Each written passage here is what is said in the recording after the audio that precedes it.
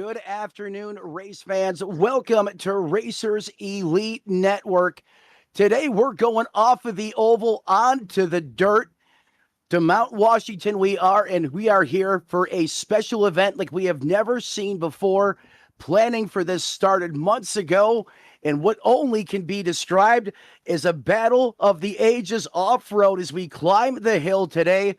Good afternoon, ladies and gentlemen. Matt Metler back home here on REN. The group is back together, and alongside me, it's been a long time, but hey, here we are again. The Butterfinger Bandit. What is going on, my man?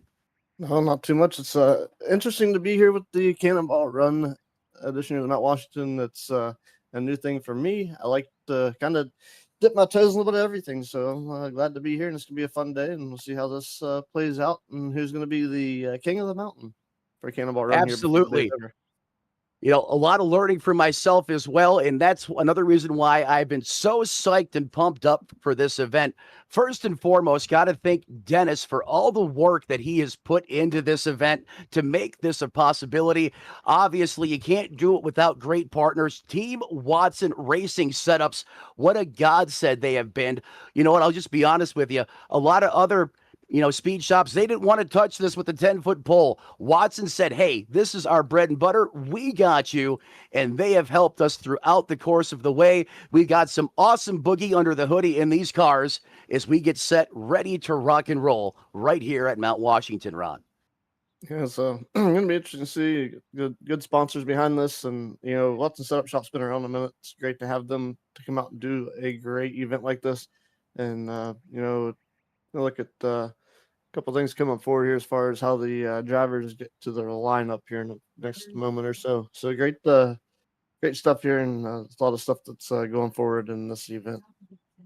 And not only that, this is an international battle. We have drivers being represented from various countries across the globe. Obviously, Canada in the house, and we have some other, highly skilled drivers from the European scene as well going to be racing here at Mount Washington today. So some of the cool factors, if you ask me, as most of the times when, Racers Elite or just on the oval side of things, the leagues that I race in, most of it, everyone from the U.S. Today, it's an international affair, and that's only going to add to the dynamic out there on the course, Ron.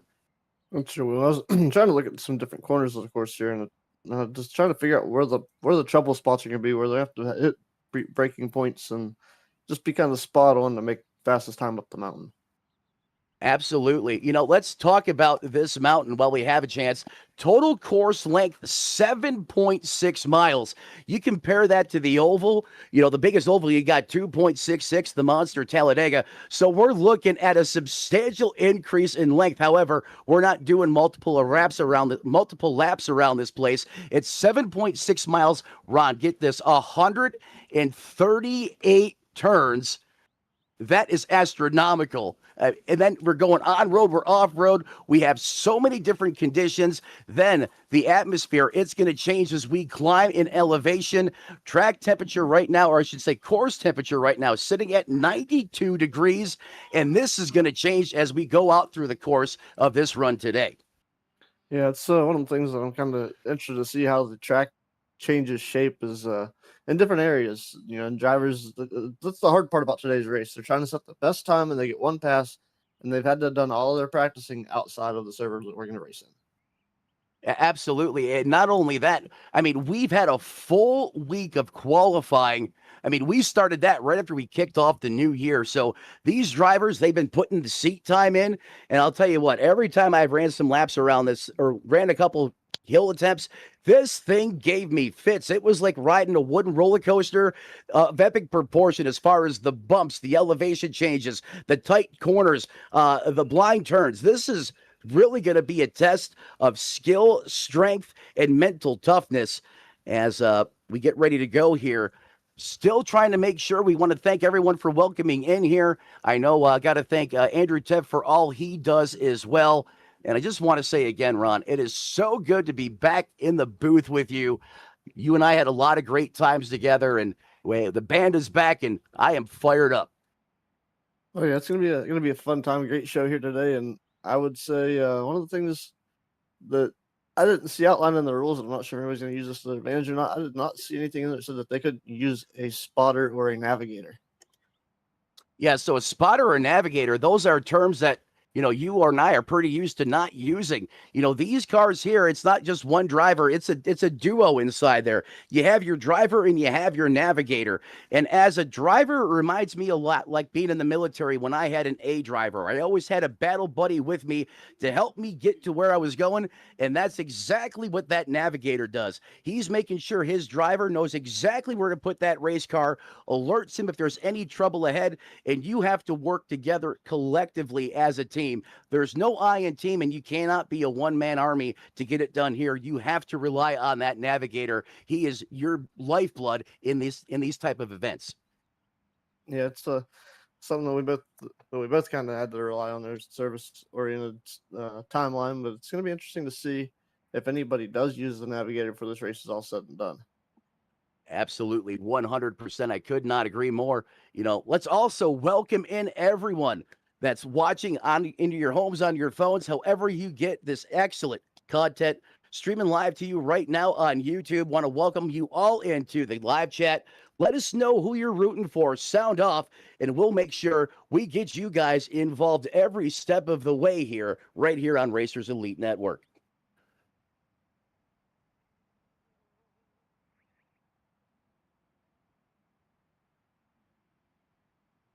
Yep. That's it. That's all I'm seeing. Yep, we have. I don't know if our audio is streaming right now, if we're on a back channel, but I'm only seeing 3 in the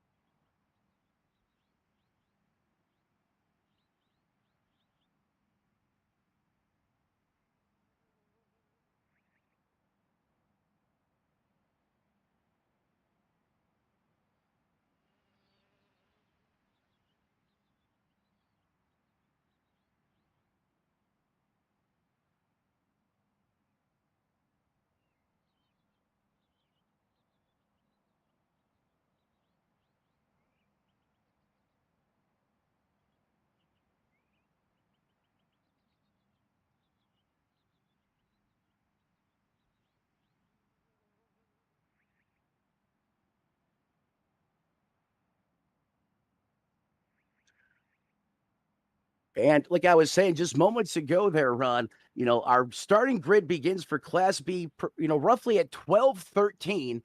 And out of that group of drivers, we got some heavy hitters here right off the bat. Going through this updated roster, 12:14, Troy Thomas, the Nitrous Cowboy. He's been around Racers Elite for a long time. I consider him a veteran, but how much road time does he have? That's the big question mark. That's the wild card here. Josh Neal, same for him. Been a mainstay within the series. Then you go to the man, the myth, the legend, Eric Dubois. When it comes to performance and competition, he is the HMFIC of that over at Watson, and you know he's prepared. So look for him to be one of those fast guys. Then you have the international superstars at 12:26. You got Chris Lunan from Antarctica. Just think about that for a minute. He's going to be out there on this course. And then 12:30, we got Jake the Snake, Richmond, Corey Crowell, Joe Picuso, Dennis Kane. I mean, come on.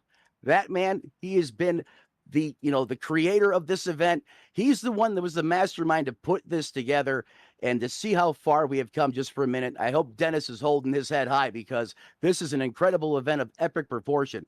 Jeff Cartwright at 12:46, just after that, the 15 minutes to go in the hour. Then followed that up by Aaron Smith at 12:50. Brandon Puffin Barker, he's fast on the oval side of things, but how is he going to be off-road? Those are things we're going to have to learn throughout the course of today. And rounding out that group at 12:58, Greg Johnson, Ron. Yeah, it's definitely a big group of names that are Class B is going to be really strong, and it's only going to build.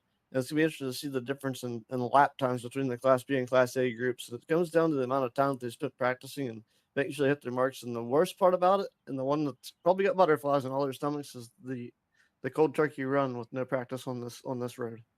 Hey, I love the no prepper, as you said, cold turkey run. You know what? Let's just throw you in a car, and you're going to go out there and send it. And that's usually when you see the boys rise to the top, and we'll see if that holds true here on this course. Again, if you've never been to Mount Washington in real life, it is epic. It is absolutely beautiful. As you go up in elevation, you can feel the temperature change. The car's performance is going to change as you climb in elevation. The atmosphere gets thinner. There's less oxygen. So that translates to tuning on the car. There's so many different variables that come into play here. And as a team, as a driver, you have to be laser focused and ready for anything, just adding on to what you just said, of course. Yeah, I use cold turkey as a play on the phrase there, because of course we're in the mountains, we're up in the woods, and you never know what might come looming out of those when you're driving down the country roads of West Virginia. And I'm used to seeing random stuff appear in front of me at all times, whether the wind's blowing hard, it's a trash can lid, a trash can, but wildlife or somebody's dog. Someone's dog. Then you have livestock too, right? That can appear out of nowhere. That happened to me in the mountains of Pocono. Quick side story here. So back in 2008, my grandfather thought it'd be a good idea on the GPS to hit shortest distance possible. That was a bad mistake. Don't ever do that. I spent more time on stone roads and trying to go across bridges in the Pocono Mountains that I probably shouldn't even have had his car on. And we had all kinds we even had horses, cows in the road, chickens running at us. It was white knuckle driving. So, we're not going to see that here in iRacing. At least I don't think we'll be coming around a blind corner and having old Betty Boop or Betty the cow there sitting on the corner. But you're right. Obstacles as always. And that's going to be in the form of some of these blind turns. And remember, I don't believe there's any out of bounds here. So if you can use it, it is fair game. So that's another thing these drivers have to keep in mind, Ron. On the oval side, we're always used to having those out of bounds and worried about getting those off-track incident points. Not today. If you can use it, you can let it rip on it. Right on. Yeah, he's definitely. It's gonna be interesting to see how they can get a hold of the corners, and try to get. I said they were looking at shortcuts, so hopefully they don't have any issues getting around in that nature, and hopefully they can keep the backs of these cars off the trees. And maybe I seen a picture of one of the more interesting style of cars knows a cone and a barrier, so maybe do some styrofoam out there, do a little safety prep as well on the course for the staff. Absolutely. The other thing, that I love about this right off the bat, with NASCAR stuff, you basically have the same car. Even though you have your manufacturer diversification, for all intents and purposes, they pretty much all look the same. Not here. You have plenty of manufacturer identity, plenty of car identity, and my God, you have choices, and more choices. So, Ron, how do you pick which manufacturer you want for this race? That's to come down to practice and find out what car you're going to be comfortable with. That's just going to be what sometimes. I mean, just like you go pick your everyday driver, there's different things that go on with these cars, and you might feel that one doesn't turn fast enough for you. It's not smooth, or it might not have the smoothest ride that you're looking for, or it could just simply be the braking points, or just the way the vehicle rolls over and handles its maneuvers. Right. And that's the great thing about this, right? Especially if you're one of those guys that's like, man, I'm not a fan of fixed setup racing because it doesn't matter if I drive the Ford, the Chevy, the Toyota. For all intents and purposes, it's going to drive the same. Not here. This is a game changer. Then you have the free car, I believe iRacing gives you, which is the Volkswagen Beetle.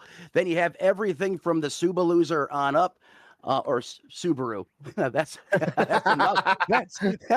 another Well, story for another time. But hopefully, no one's in the Subaru today because they're probably not going to win. I see some Hyundais and some Hondas right now for Group B, Class B But the, racing. my point is, though, you got choices, Ron, and these cars have different characteristics. They're going to excel at certain points of this course versus others, and vice versa. And that's what I'm really going to be looking at today to see is what cars do their best work where on the racetrack. Is it in the lower elevations? Is it in the higher elevations when it gets cooler and that air gets thinner? Is it on the road? Is it off road? And then don't forget, Team Watson Racing Setups has brought a absolutely blistering setup to all of these different cars today. I mean, it drives like $1 million out there on the racetrack. They brought some high flying, high octane vehicles today, and I can't wait to see what these drivers are able to do with these refined and highly tuned machines here. Yeah, it's gonna be interesting to see how whatever. I know we say fixed setup, and it's kind of a loose term in racing. They do have some options, I imagine, for these cars. Uh, it's kind of like getting into the trucks, or kind of like I ran the Racers Elite Network Super Speedway race last night, and you can adjust your steering lock to a certain degree, and you can also maybe move your brake bias a little bit. So I don't know what these. I didn't look into it. Should have done more research on what they can adjust as far as getting up and down the mountain on with whatever brand they pick to represent here today. Right. Let's take that a step further. Let's talk about the car menu. I mean, you got the Audi RS3, the VW Beetle, the Ford Fiesta. Who remembers the Fiesta? It's not the Fiesta over here in the U.S. I'm talking about the Fiesta overseas, and that thing is a beast. It's like the EcoBoost version on steroids. That's the Fiesta RS WRC. Then you have the reinvigorated Honda Civic Type R, and that car's twin turbo, all wheel drive monster. And then you go to the Korean side of things, the Hyundai Veloster N. Yes, the Elantra, the family car that here in the U.S. Who would have thought it could tame the mountain? Well, the Elantra N means business. And then the all-time godfather, if you ask me, of rally racing, the Subaru WRX STI. That right there says it all. I mean, me as an outsider coming in, if I look at this based upon what I know just from on-road world or real-world performance, I'm going with that WRX STI. That car's legendary, but you have a ton of options here, way more than you ever get when you strap into a stock car. Yeah, it's looking at all the things to play with in these cars. I don't know that I'd actually even be able to be competitive with it. Seeing that, Touch that button, Ron. You know what happens when you start pressing things you don't know what. hey, if you don't know what it is, you gotta press it, right? Talk to Andrew Teft about that. Oh boy. No, you're right. You see, hey, sometimes you just got to get hands on, right? You got to figure out what it does to understand what it's going to do. And that all goes back to the practice and preparation. But, that's one thing that, I'm not accustomed to. And, it's kind of all the peak highlights for me about this race. Just, it's completely different from what we do any given Sunday or, most of the racing we do within Racers Elite, folks. And remember, if you don't know Racers Elite or you're new, we have literally high flying octane league action going on almost 7 days a week, all under one roof. So if you're interested in joining, let's get you in the Discord after this event's over, and we'd love to see you out there on the racetrack as well. Yeah, it's always fun to get out there and run with those guys. It's a blast to do it. Last night I was just kind of sitting here. I was gonna run a different race and I didn't get approved for that league in time, and it turned around. And then about the grid time rolled around, 4 minutes before the grid started. I paid Andrew the $4 to run last night's race and jumped in there and qualified the worst and finished seventh. And it was a good long run. It was an interesting race, but it was fun. It's not how you start in those types of races. It's all about how you finish. And you got to have a little bit of help, a little bit of lady luck on your side as well. But as you say, you virtually almost went from worst to almost first inside the top 10 against the talent out there on the racetrack. And that's the other thing. Racers Elite not only has numbers, but they have quality, they have talent, they have drivers that will test you in all phases. And for you to do that, that's a heck of a run last night for you, Ron. I wanted to be there, but hey, sometimes real life calls first, and I stayed at work a little too late. But hey, that happens at times. But it doesn't really matter because guess what? Racers Elite has racing almost 7 days a week. Right.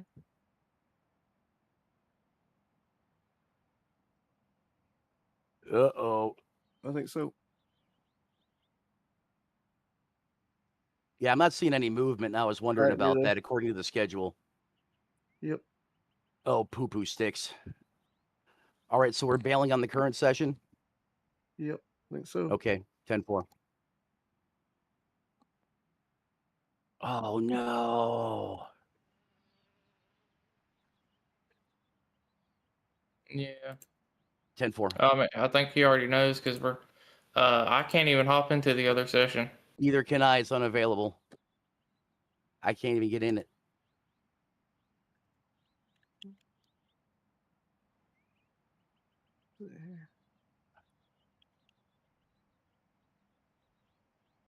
Why is it unavailable? Probably just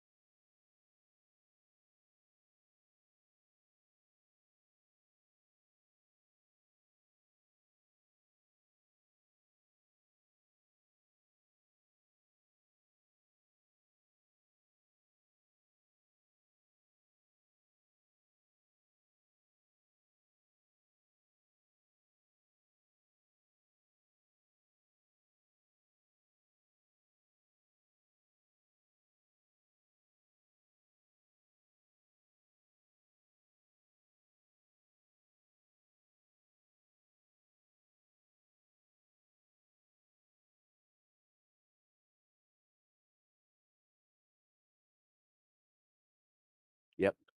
That's why I was like, why isn't this guy going? Why are we still trying to find things to talk about? he And should that's why.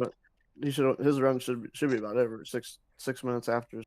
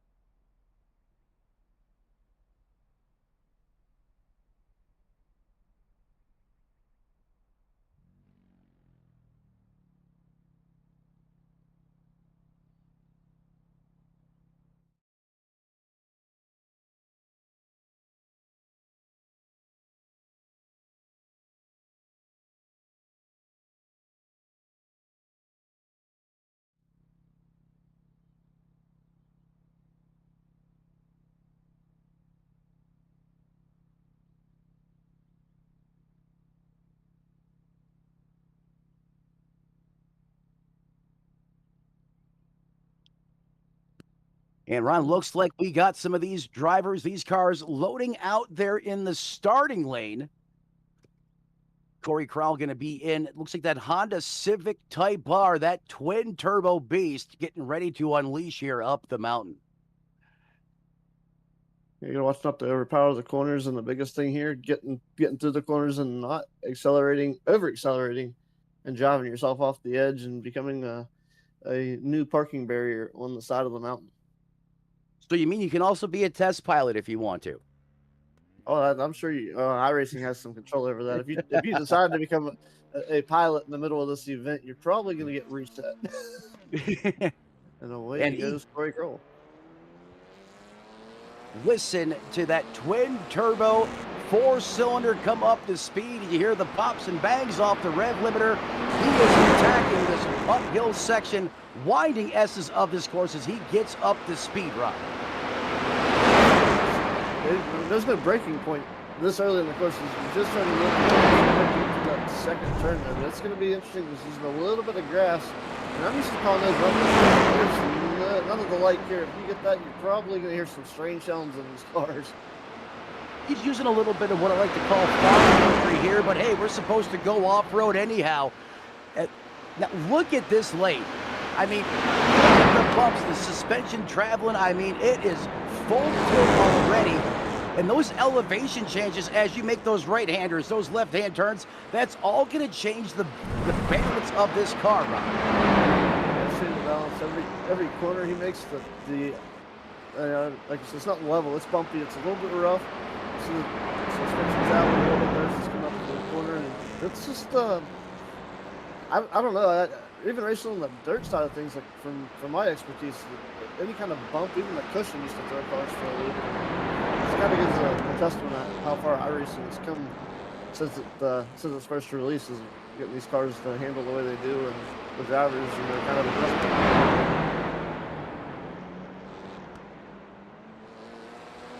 Yeah, it's the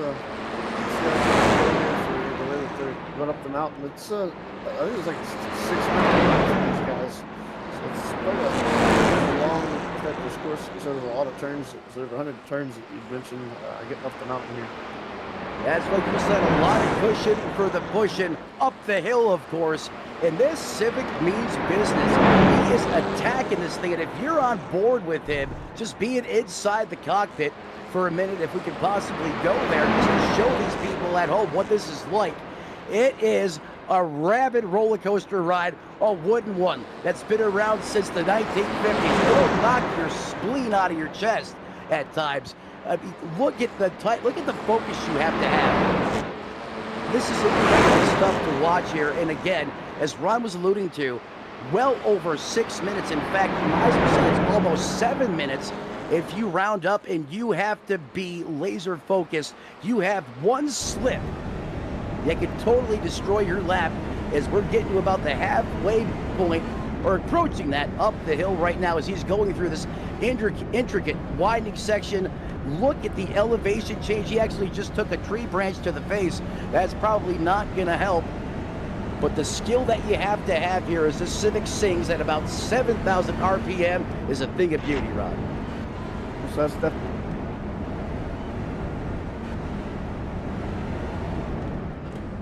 Hector Slim's about to start his run. Slim's number 86. Let's look at it. It's like back pocket. Or back, is that backpack? Look at the front center part of the grill there. It's in I think it's English, but he's got some interesting design in there. Are you sure it's English? it looks American.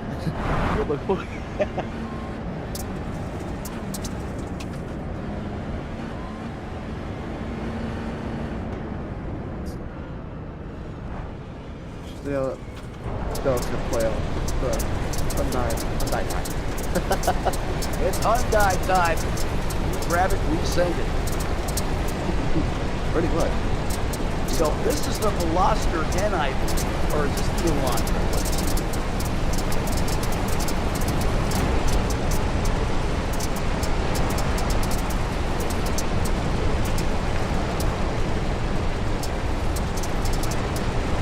He's gonna try to crush Crowell in that Hyundai Veloster. And again, it's not the one you're used to seeing on the streets here in the USA. This one means business. We're about to unleash God mode in Hyundai country here right now. At least that's going to be the man right now out there on the racetrack as he gets set, ready to rock and roll. And listen to the diversification in these engines. I mean, you can tell a difference between the cars out there, which is something we don't see in NASCAR. They all sound the same. I mean, if you want to talk about just the exhaust note, you have to go all the way back to the boom tube era, which Sterling Marlin made famous. Here we go. He is set. He has got it ripping off the rev limiter. That's right. Light them all up, buddy. Send it. Let's get going. Yeah, he's getting off there, and I'm not going to make a camera jump. Corey Crowell is going through an interesting part of the course. He's through section 7. But in the beginning part of the course here is a very big key is how fast you get off the line and get your speed built up before you have any kind of issues. It looks like he's really slowly climbing the hill there. Well, I'll tell you what, Chris didn't waste any time on the whole shot, and he is going. At least having some great pace, at least in the opening going, as he now starts his hill climb.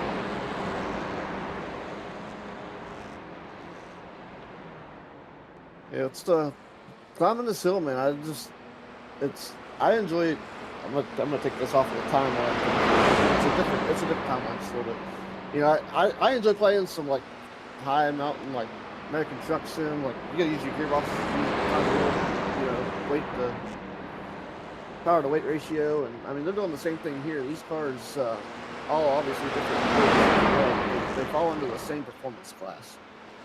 Corey Crowell up there in the Piedmont section. There is no trees. It's just rocks and barren wasteland up here. He's going to cross the line at a 6-minute, 13-second time.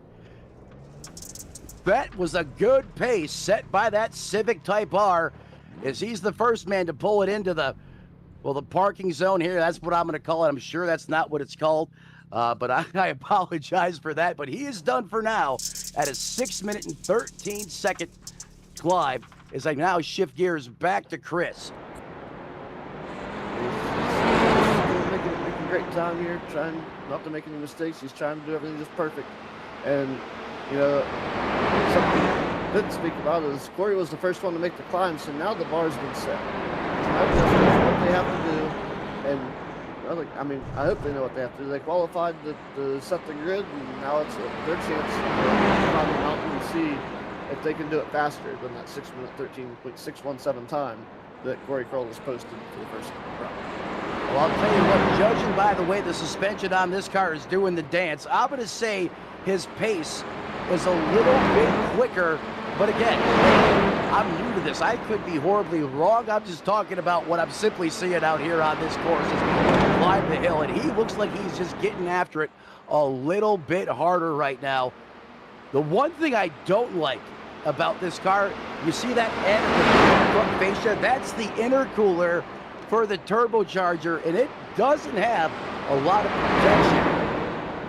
And if you don't know what that intercooler does, so that cools the boost charge coming out of the turbo. When you cool the boost, that increases the boost efficiency.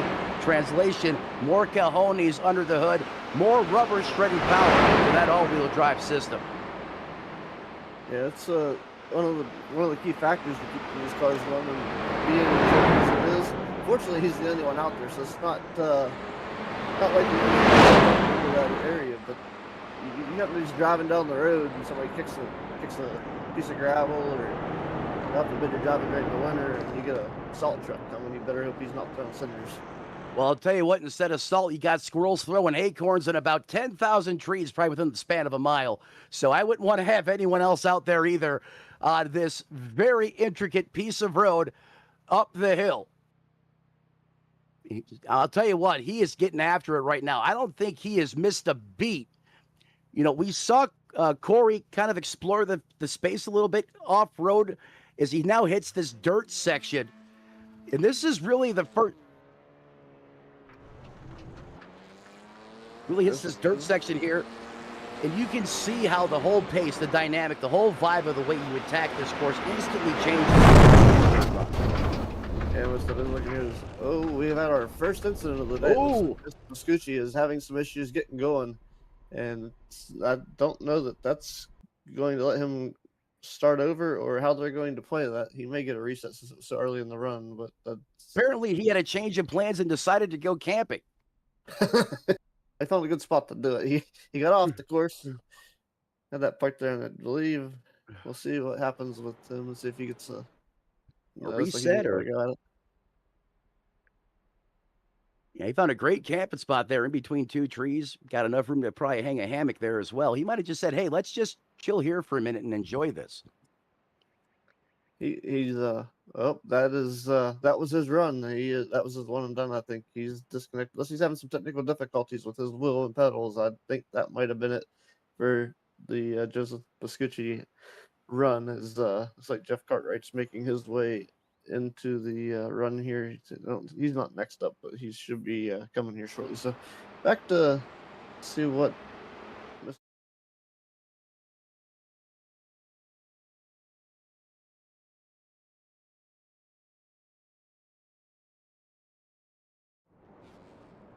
Oh. As you said, Chris, I believe talking about the 86, Chris Lunan, as he continues to attack this course, as Joseph Vespucci decided to go wildlife mode, and he's going to just take in the scene here, at least for the next short few moments, as we continue to go through this opening session here on Racers Elite Network.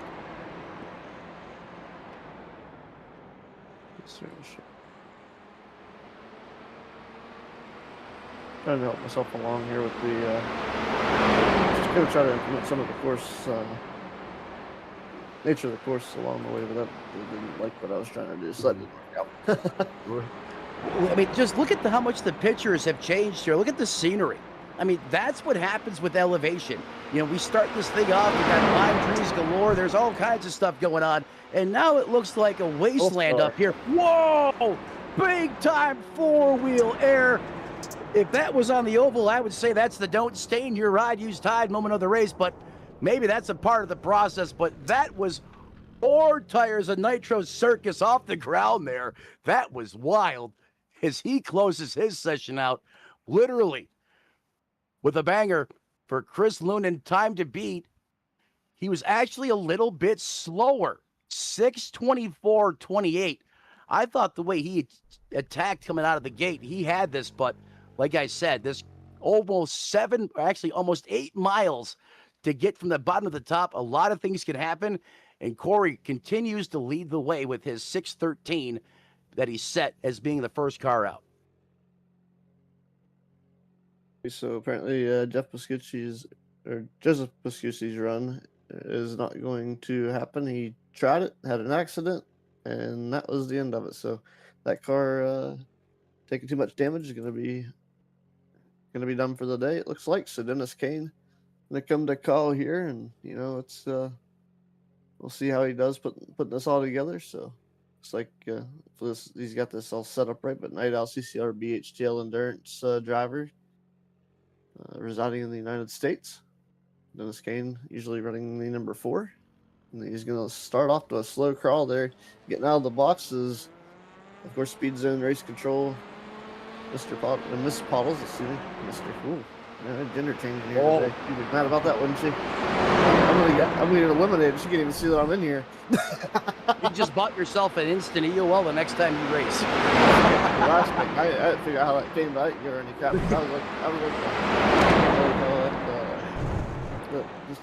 Just happy to be there. With the automatic black flag. Well, let's see if Dennis can be the guy in the Hyundai.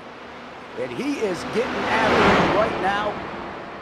You explore. I love it when these guys explore the space, and I'll tell you why.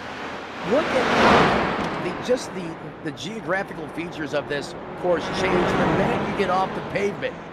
And the fact that he has the lug nuts to throw it in there and get off, I don't know if that's by design, maybe a little bit of an oversteer or understeer, but end result is he is fully committed right now. He is giving it everything he's got for the next 6.5 miles. Remember, folks, almost 8 miles from the bottom to the top. And right now, Dennis is eating good in the neighborhood, Ron. Oh, yeah, looks like how we make a big turn here. He's going to be coming up on what they call 2 Mile Spring. So there's a lot of different names that go along with this, and I'm trying to affiliate where he's at with what it actually looks like to see what. Oh man, them cones. That's me and them cones. We'd be having a shot right now if I was in this car. Yeah, well, those cones, you don't want to hit them in real life. That'll really mess up the front of the car.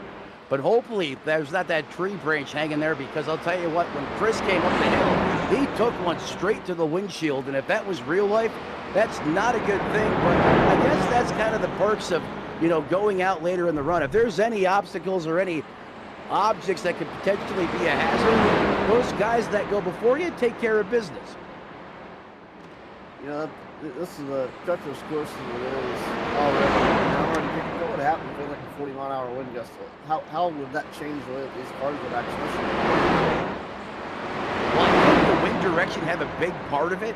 I imagine if it's coming straight to your face, that's going to give you some super cool boost with that intercooler being exposed on the front of that Hyundai, and obviously extra air, enhanced airflow going over that wing. That's going to translate to more downforce, which means more security in the corners, but it probably would hurt you in straight lines.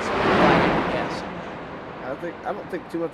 The tree branch was still there, by the way. Oh, it is. Eliminated yet? Yeah, that was interesting. iRacing needs to tuck that back in. It's just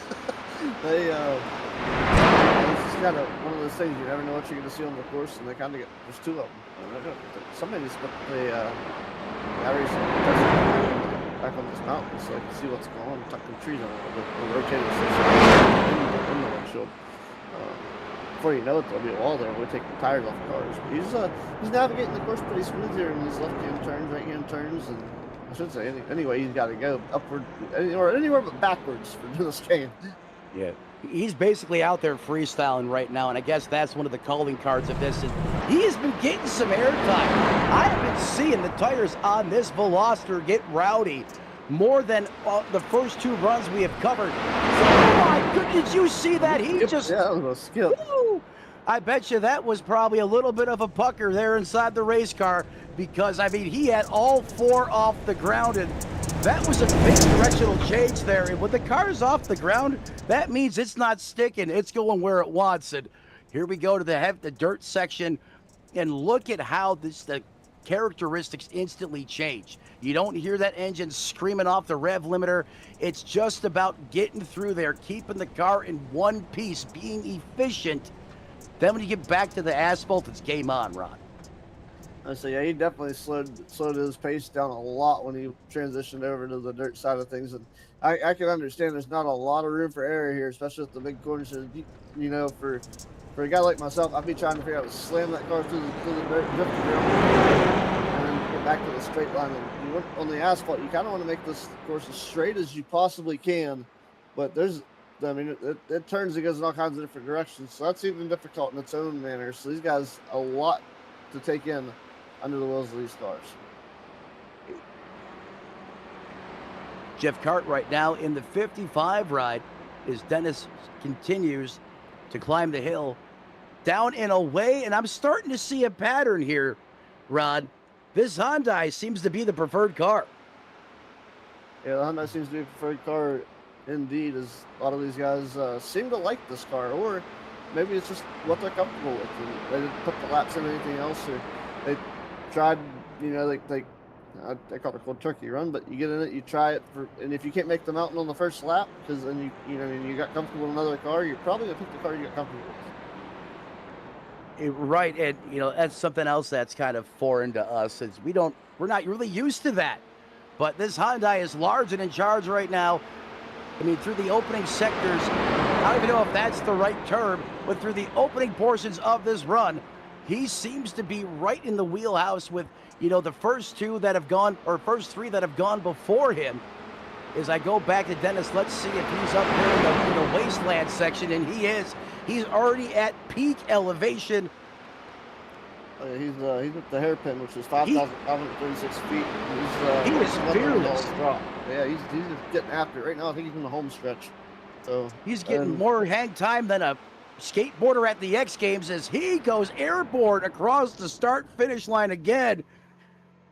He quickly jumps on the binders, and what a run there by Dennis. Second quick, bumps Lennon back to third. Corey still holds the lead. You know, Dennis was getting more hang time through a lot of that run, which I thought translated to speed, which I thought that would mean less time. But, you know, here we are again. We learn as we go. 6:14:39. So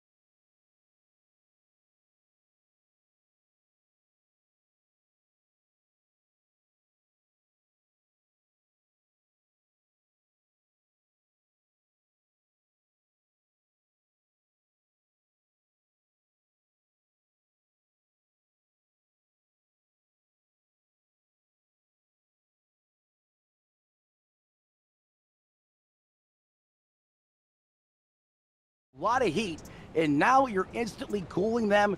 That mud and that dirt is probably wanting to stick to those hot, sticky tires. So it's probably like driving on a sheet of ice, if I had to imagine. Thank God for the all-wheel drive as he gets loosey-goosey. Back end wants to kick around again. Now it's time to kick the crud off, and let's get back to it. He's back to the asphalt, back to letting it rip tater chip. Oh, yeah.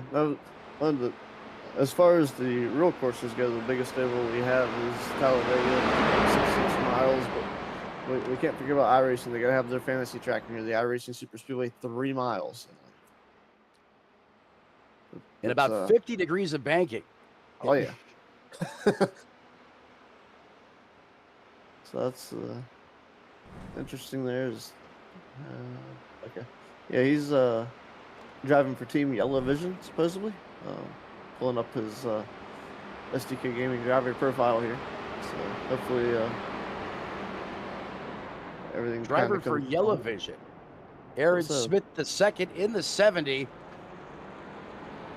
He does not, the first guy we've seen in a while that does not rhyme with Veloster. He's back in the Civic Type R.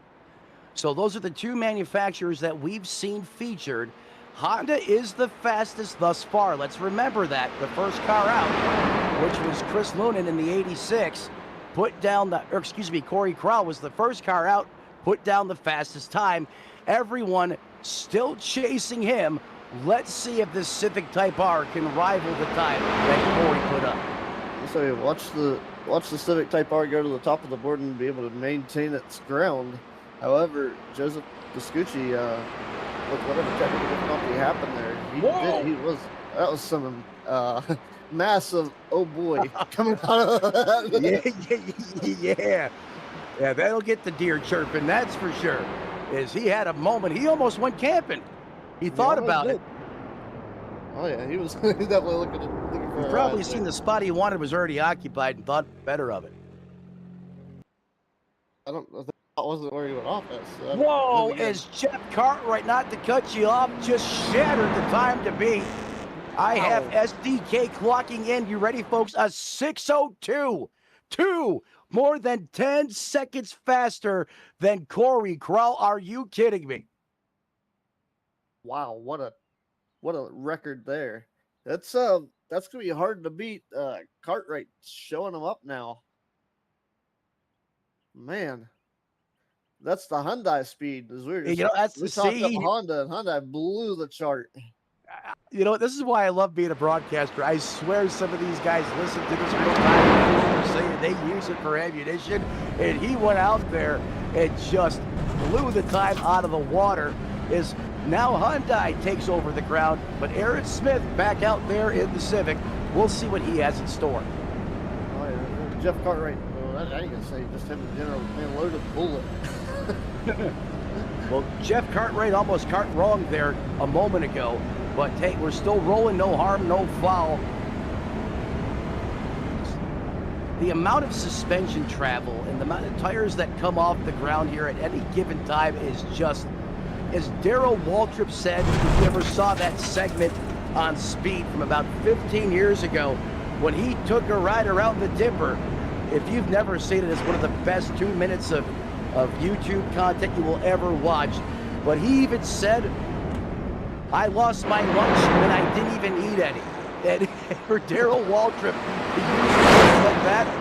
I'm guarantee you that's exactly what Aaron Smith is feeling like right now with the amount of hang time he is getting through this course. See, that's another thing, watching these guys climb the mountain. When you spend all that time with your tires off the course, you're losing forward ground. But if you can clear that ground in the same amount of time, that's something I'd have to test. Like I'd have to come up, downshift, go over that bump, try to get the car on the ground, then shift back up and see if it's go airborne or faster, leave it on the ground and keep the forward progression. Well, not only that, you also lose the ability to go right and left as he now hits the dirt section. You know, Ron, what I'm starting to figure out here, I bet you this section of course right now we're on probably has one of the most, effects on your overall time. How good can you get through the dirt? Has a final impact on that time. I bet you this is where some of these guys are making or breaking their run right here. Yeah, I was watching. Oh, man, that's a good thing that bull's not falling. I could have sworn that was about to be bad. I mean, it's already, he's left and right all over the place trying to keep it going, but that's beside the point. He was in third gear for the most part. When he started getting a little loose, he went to first gear, so he had more RPM. And being all-wheel drive, even that didn't even really help that well, as he was still was able to kick the weight of the car around. Yeah, I'm not sure if he wanted first gear there, but that's when he fed it. But he made it work. As we now go to the 5 ride. Yeah, Brandon Puffenbarger is a big-time Racers Elite driver, and it'll be interesting to see how they fare out here.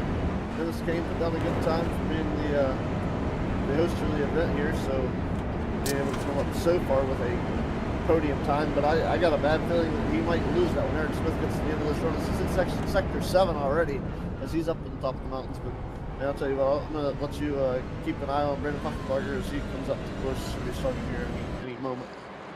Sector 7, I like to see you're plugging the original Transformers movie. As Puffenbarger, we'll see if he's got the puffin stuff to get to the top first. As he is on it, you can hear that Civic screaming off the limiter. He is down and away, no tire fire, but hey, that's okay. We're all about speed, as Ron said, keeping those tires from slipping and let it rip, and that's exactly what Brandon has done, as he is down and away in the opening phases of his run. Yeah, everything.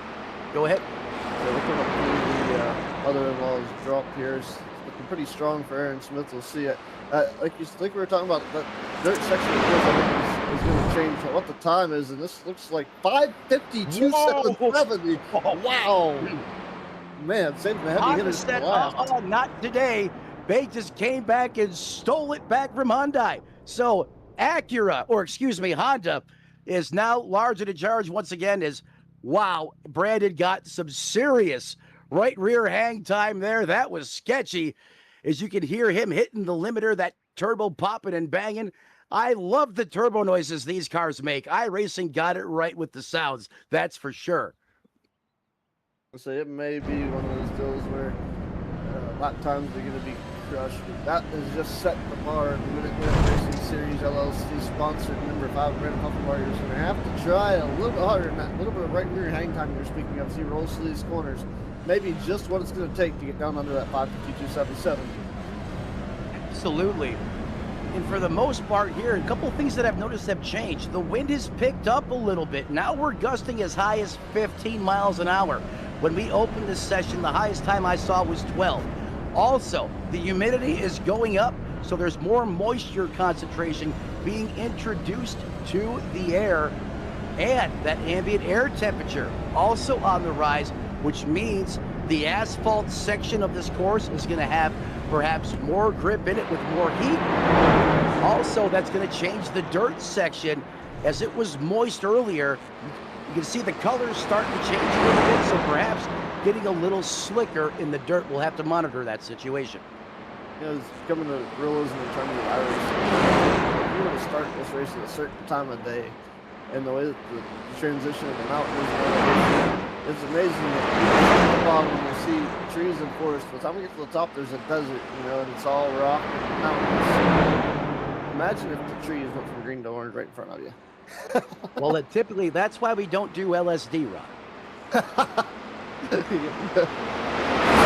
About a limited slip differential. Get your mind out of the bad stuff, Ron. I was, hey, what from an old military police officer.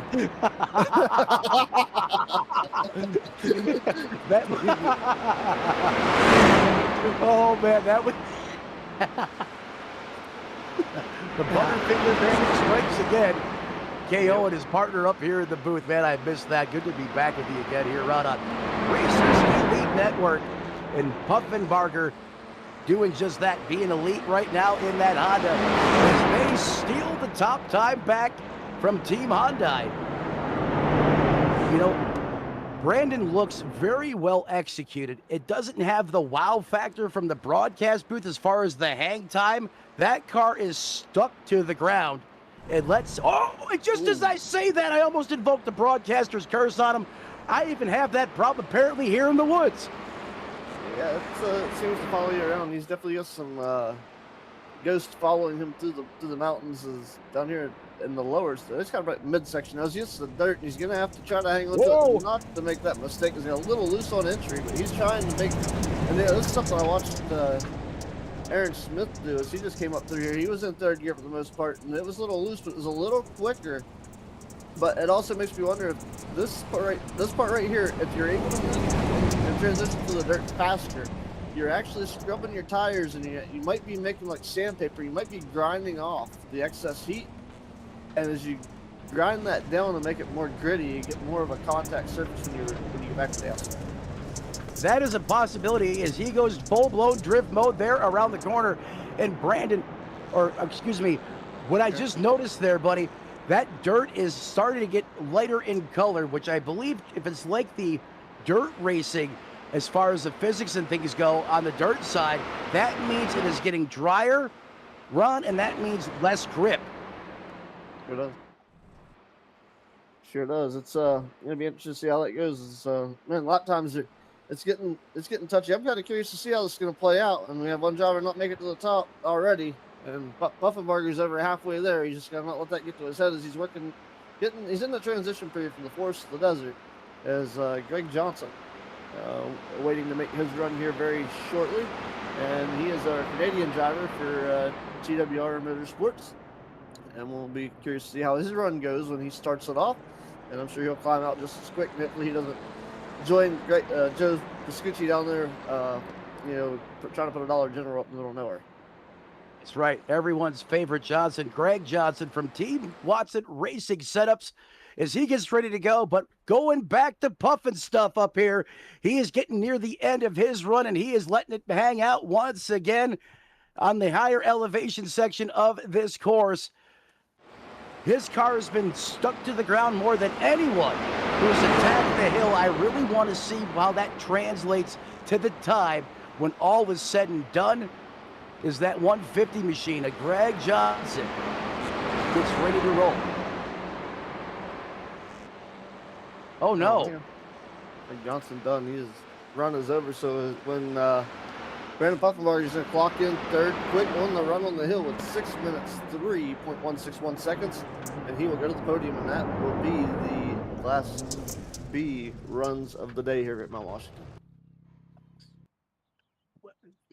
Talk about getting struck by lightning. Greg Johnson with that introduction. I mean, I believe he's a TWRS driver having some problems there, so he's not going to get a time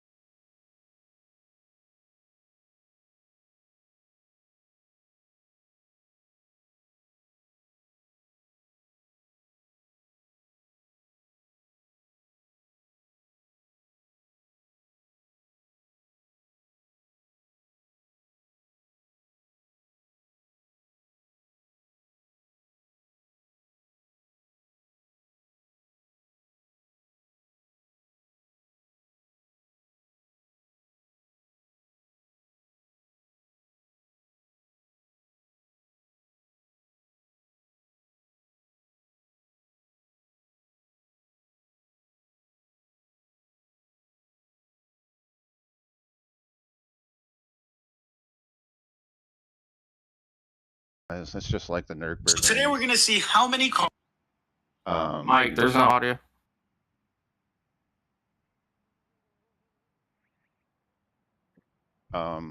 It's just like Nürburgring. It's just you got to memorize corners. It's just a long track. So I mean, I think last Sunday I put up 100 attempts up the hill just to try to memorize it. I only completed like maybe 2% of that. So I got you. What I was speaking with the Wi-Fi hustler over there, the McDonald's parking lot broadcaster.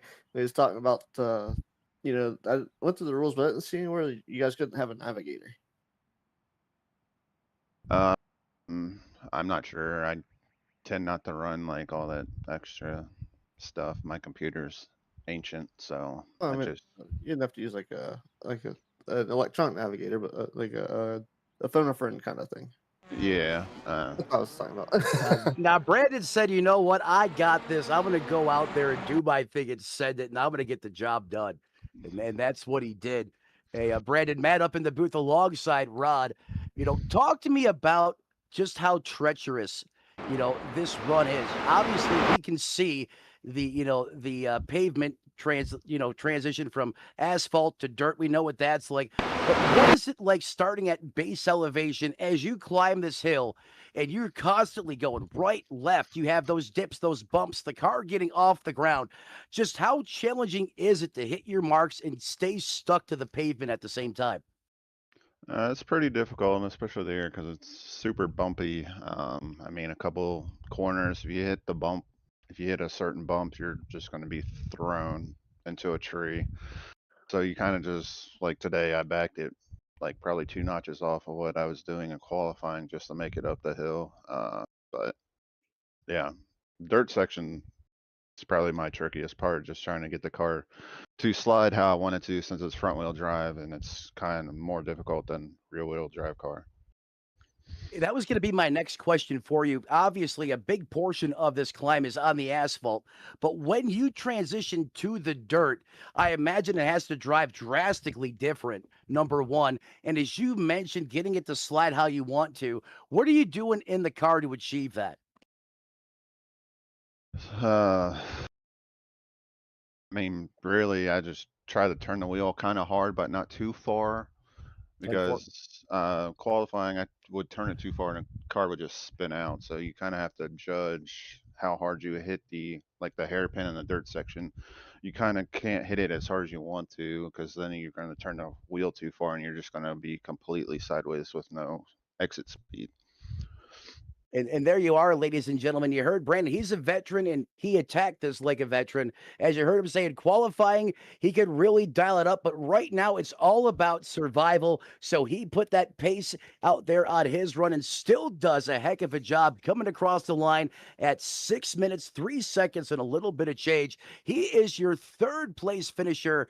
Brandon, before we cut you loose, who do you want to thank who helps you get it done? Just you guys for putting on the show. Dennis for putting on this cool event. I've been on the service for like 13 years, so I haven't seen anything like this. Um, Everybody for coming out. It's been a lot of fun. Just qualifying and everything with everybody. It's been a lot of fun. Well, there he is, ladies and gentlemen, in the 5 ride camp, Brandon Puffinbarger. He's got the stuff to put it in the top 3 in time, 6:03:16 to be specific. Thanks for spending some time with us up here in the booth. Good luck the rest of the way, my friend. Sounds good. Ron, back to you, sir.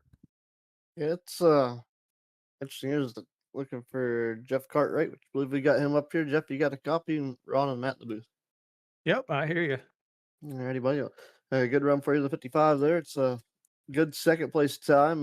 These things fly up down the mountain 6 minutes and 2 seconds. 6 minutes and 2.466 seconds, I should say, to be exact. I don't want to discredit the run by any subsection of digits, but man, tell us what was the most troubling part of the course for you? All of it, pretty much. Yeah, it's definitely a Why challenge. are we laughing? So Right? that dirt section is definitely it'll make or break you. And then I was not really on it today. I kept losing track of where I was on course, and so there's a couple turns where I just slowed way down when just to keep it safe. Yeah, it's pretty challenging. Just all of it. Like, yeah, it's Our Fire Marshal Brown over there to burn the weeds, not literally the weed. well, you probably need that to calm your anxiety after trying to climb this course. But it's quite the spectacle, and we appreciate you taking the time out to be a part of this for sure. Yeah. It's definitely unique in its own way, and it's like we were glad to be a part of this as well, and glad that we were chosen to do this as many other competitors as far as broadcasting goes out there. And we're happy to be here with you guys as you guys take on this hill. And it was a great performance. And for me, I was joking with Matt about the military side of things, and being deployed and everything. We've seen, like, we talked about the dirt section, and it is treacherous up there. There's people that live that, and obviously this Lupino, of course, they see it. So it's a fun time. But anybody you'd like to thank help you pick up a podium finish, really quick time here today on the Mount Yeah. Washington Hill Climb. Yeah, first off, I have to thank my wife for letting me spend some time actually practicing and getting my times down, and then everybody over at TWRS for not only being a sponsor for this event, kind of said doing all the setups and everything for it, and then you guys for putting it on. Okay, well, congratulations on the P2 there and the runner-up today. It's a tough, treacherous course. We're going to move on now to talk to Aaron Smith. Matt, you got Aaron? Aaron Smith, Matt, and Ron up in the booth. You got a copy there, boss. Yeah, I've got you. Well, I'll tell you what, you were putting it on for your city and on iRacing. Where did you pull that time from, my man? That was not expected and next level. You literally went beast mode on the competition. Yeah, I don't know what to tell you. I wanted to avoid practicing this morning because I knew that if I did, I'd start to overthink my lap. So I just took it with everything I had, just all the corners I could remember. Fortunately, it was almost all of them. I did almost fly off the end of that dirt section because Yes, you like they did. have two corners that look exactly the same. You think it's going to be another like slight right, but it's actually a hairpin with trees at the end of it. So just had to survive through that part. Once I got past that first like rock wall at the very beginning, I knew the lap was on because I'd hit that about 50 different times. But yeah, kept it on the track, kept it off the track where I needed to, and we brought it home. I mean, that Watson setup had some serious boogie under the hoodie of your car with that 552.77. So you in a dimension all on your own. Some of these other drivers, they indicated that they could go faster, but they thought to go to the check down option and just keep it safe and finish the run. But it just looks like you had so much confidence. You're just going to send it and let it eat. And boy, did it translate out there. Yeah, I seemed to find that sweet spot right between driving as hard as I could and keeping the grip the entire run. There was never a point where I felt like I was going to fly off the track except for that dirt section. So once I got out of there and started going up the hill even further in the clearing, like I knew I was going to have a pretty good shot at it. I wasn't sure how fast those other guys were going to run, if they were going to finish their runs. So I wanted to get everything I could, and fortunately I did. Well, I'll tell you what, you were definitely the recipient of the "Don't Stade Your Ride, Use Tide" moment of the run today with that one. I got worried for you there too, but you were ready for it, and if you blinked, you would have missed it. Never would have even known it happened. Aaron, before I cut you loose, who do you want to thank? Who helps you get it done on that 70? The floor is yours. Yeah, I'd like to thank all the folks here at the Cannonball Run for putting this event on. All the folks at Team Watson for putting together a good baseline for me to work off of for this week. It was a good setup. I don't run these cars very often. I was set to run Class C, but they got rid of it, so I had to move up into this and earn my stripes, and I think I got them. I'd like to thank y'all for broadcasting. All the folks for watching as well. Looking forward to getting back at it whenever I show up next. I'll tell you what, Aaron Smith does not get enough credit for how good of an interview he gives. He executes in all phases, even on the podium when he's up in the booth.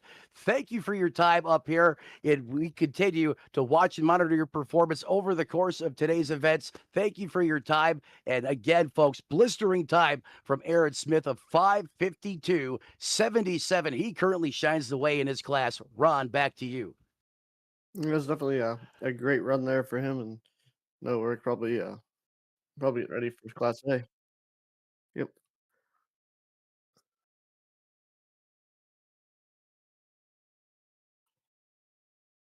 Yeah, a little transition here is we await the Class A drivers to grid, so everybody's situated. I was looking to see if there was an updated Class A grid, but there has not been anything posted yet.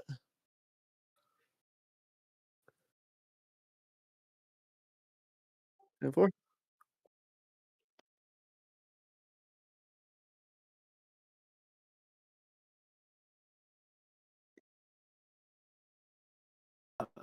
He said not to do a commercial break. Copy. And four. So what happens next? Rolling.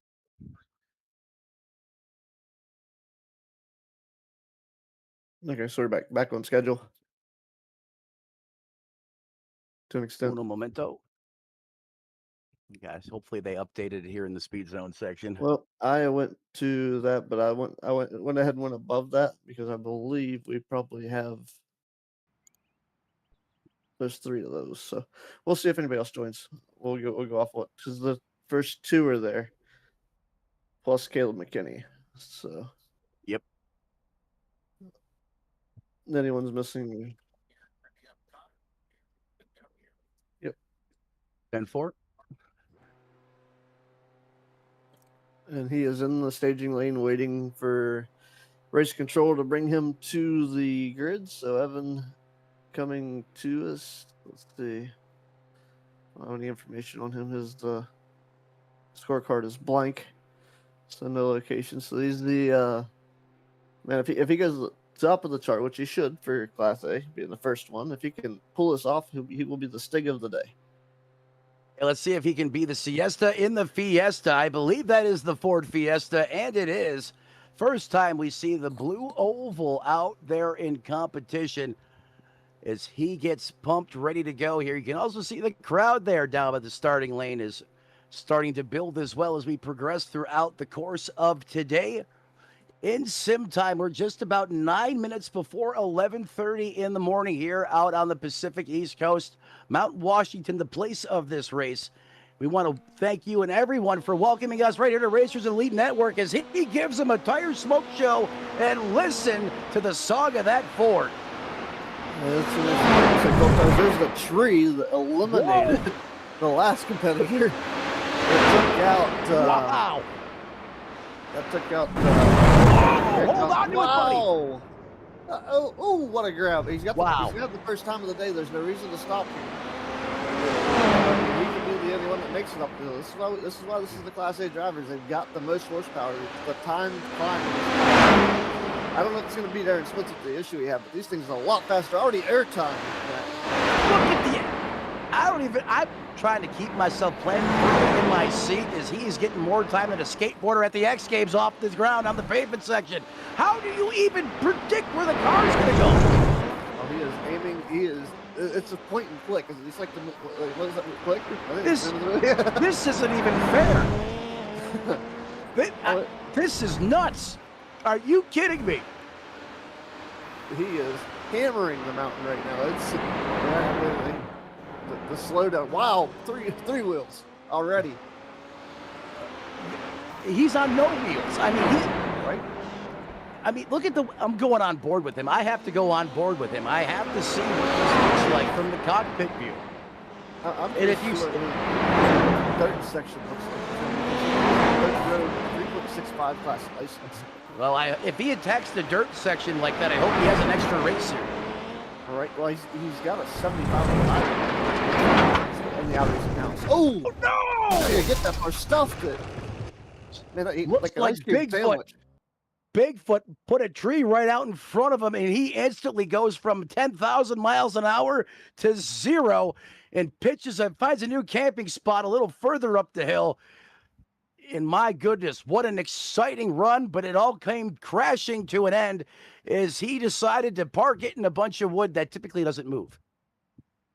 Yeah, most definitely, and that's a tough run. That was a hard lick. Very hard lick. That destroyed that thing in a matter of like 0.01 seconds. Like this, Just It seemed like it gone. was a bounce gone wrong because, I mean, he literally was probably off the ground just as much time as he was on the ground. Look at that car just came off that last bounce up wrong, and it went bad. It went from evil to bad to worse right there. Very unfortunate. I didn't even get to go on board with him. Yeah, that's looking here. The next competitor coming up should be Joshua Norton. He need to be bringing the number 24 car out. Let's look to see what he's sporting here. Well, I'll tell you what, that Fiesta was party central on that run. Unfortunately, the Super Losers coming out. That's what the Class A cars are, and Oh. they're sporting those. There's no point in covering him. He's in the Suba Loser. We know what's going to happen. Well, the problem is if he slows it down enough and makes it to the top of the hill, he'll be on the top of the board. No, hey, look, I think Brandon said it best in his interview. Yeah, we know we can go faster, but it's all about finishing. You got to finish. Yep. And so that's what you got to do. I mean, from a broadcast perspective, look how exciting that last one was. I mean, that's broadcast gold. That's what you want from a hype. That's from a hype standpoint. But for these drivers, it's all about execution and finishing what you're there to do. And that is cross the finish line at the tippy top of this mountain. Yeah, most definitely. Joshua Norton driving for LNG Power Sports coming up. He's not in the staging lane down there yet. Someone just threw me in the race car. That's interesting. So, okay, back to the booth we go. As someone jumping in there. No, that was me. It said my name. Oh. Someone played some games with me over there on the production side. Hey, it's all good, all in good fun. As Joshua Norton gets ready to rock and roll here, as I got to use the flux capacitor and get back to the live side of things. There we are. Oh yeah. Before he takes off there, I also we'll do this later, but you weren't around for this, Matt. But there was some Black Voodoo magic happened last night in the Super Speedway race. Fill me in. Give me details. There was a surprise visitor in the booth last night in the middle of the race. Were you in the broadcast last night? I was not on the broadcast. I was on the racetrack, but somebody I was racing with in their channel was talking about not having issues with being pulled up into the broadcast booth and talking during the race. So I said, there. I'm gonna have to. Okay, so I'm gonna have to. He is down in a way. We'll come back to that, Rod. He's already off the ground, and he didn't even hit a bump. Yeah, well, Nitro Circus. I mean, it says about it. Yep. Wait, Nitro Circus on a turbo-powered car. Perfect.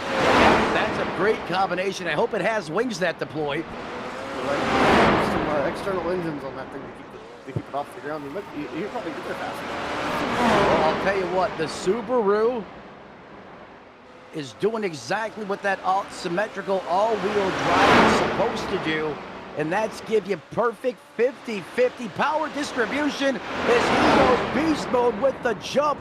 Look at the way that car just penetrates through the air, stable, as he monster trucks it off the corner, 2 tires up in the air. This guy is full set, fully committed, and this run is absolutely ludicrous.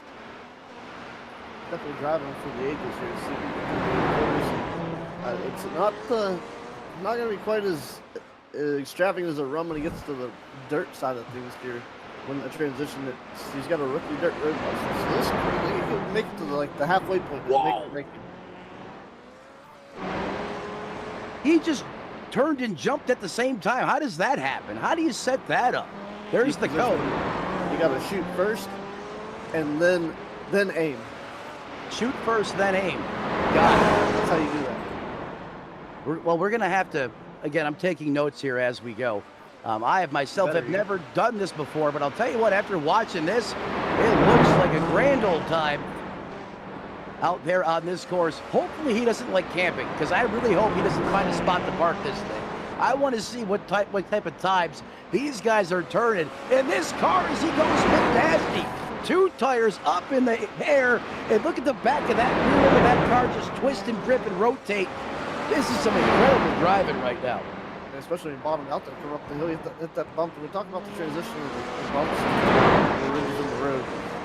But the side skirts, they're there for looks. Man, a little performance aspect on the aero side coming coming around these cars, but he definitely bottomed that side straight out back there on that run. Oh, yeah, he definitely. You saw the sparks fly a little bit there. Listen to that Subaru scream through. How? That is incredible. The car dances in the air through the corners. I've never seen anything quite like that before. But wow, the Achilles heel for some of these guys, he just sent it 30, 50 feet. This gets a little bit of the off-road section there. The Achilles heel at points has been this dirt section. Let's see what the Subaru does once it hits the dirt compared to some of these other guys that we have said before. Is Norton is on a blistering pace right now in that all-wheel drive WRX STI rod. Yeah, it's been to see how he does on the dirt section with the. It doesn't look like he's got a whole lot of experience on it. I for one myself kind of enjoy it. Like I run a lot of the Lucas off-road Pro 2 lights, Pro 4s. I like to run those on the officials. So that's usually might be where you find me at. All these stuff. Oh man! He better back that thing up and keep going because there's not a time on the board yet. So he needs to finish this run. Yeah, he just lost his breakfast, lunch, and dinner from yesterday with that one. In the bank account, these cars are not cheap. I don't know how he got that thing wound up and he actually saved it. That's going to cost him a lot of time. Man, look at the attack. No fear even after just about totally canceling his run moments ago. He is back to set the dial to kill here in this dirt section, and he is after it. Well, there's not a whole lot. I don't think there's a whole lot of drivers that actually come after this. So, and a lot of them have issues right out of the gate. The nice little drift section there out of the asphalt. But it's he almost that left rear tire went up off the edge of the course and it almost cost him dearly, but not as much as what he did when he about lost it prior to the dirt course. Tell you what, they better send a safety worker down there. One of the course guys just took a massive pebble to the face, and he is down as he's spinning tires right now out of these corners on this Subaru. This guy is just incredible to watch. I'd be sick by now if that was me in the car, Rod. Just saying. Oh my, he almost did it again. That was almost worse. He about tumbled that thing. Did you see how much suspension travel that car had to forgive that mistake? I thought that he was a goner right there, and that car literally bit all the way down to that front fascia making contact with the pavement, and he was able to grab the wheel and right it. Incredible driving from this guy. He almost completely lost it back there. It was going to be, oh man, he's cornering a little early, it looked like. Those rocks, I think he can get to them. They do not play very nice with these cars. He could have went for a massive tumble there. This car has so much power, it's actually able to get up on two wheels just out of the corner. Passing up, it was up to section 2. Okay. I don't know why I was thinking he was up there. It looked like he was. Oh no! Oh no, that's not good. Can he bring it back without hitting the rocks? Oh no, is it gonna let him come back? He just. Yep, that pylon. Some things you can drive through on this course, but at that angle, you cannot go through that. What did that stick do to you? It wasn't where it was supposed to be. I don't think he could see it because he was facing uphill. He probably didn't even know it was there until it penetrated his intercooler. He's going to have a massive oil and boost link at minimum. He goes a 610. That's still pretty. I mean, these Class A cars are supposed to be so much faster, but for the issues he had, that is still a phenomenal time.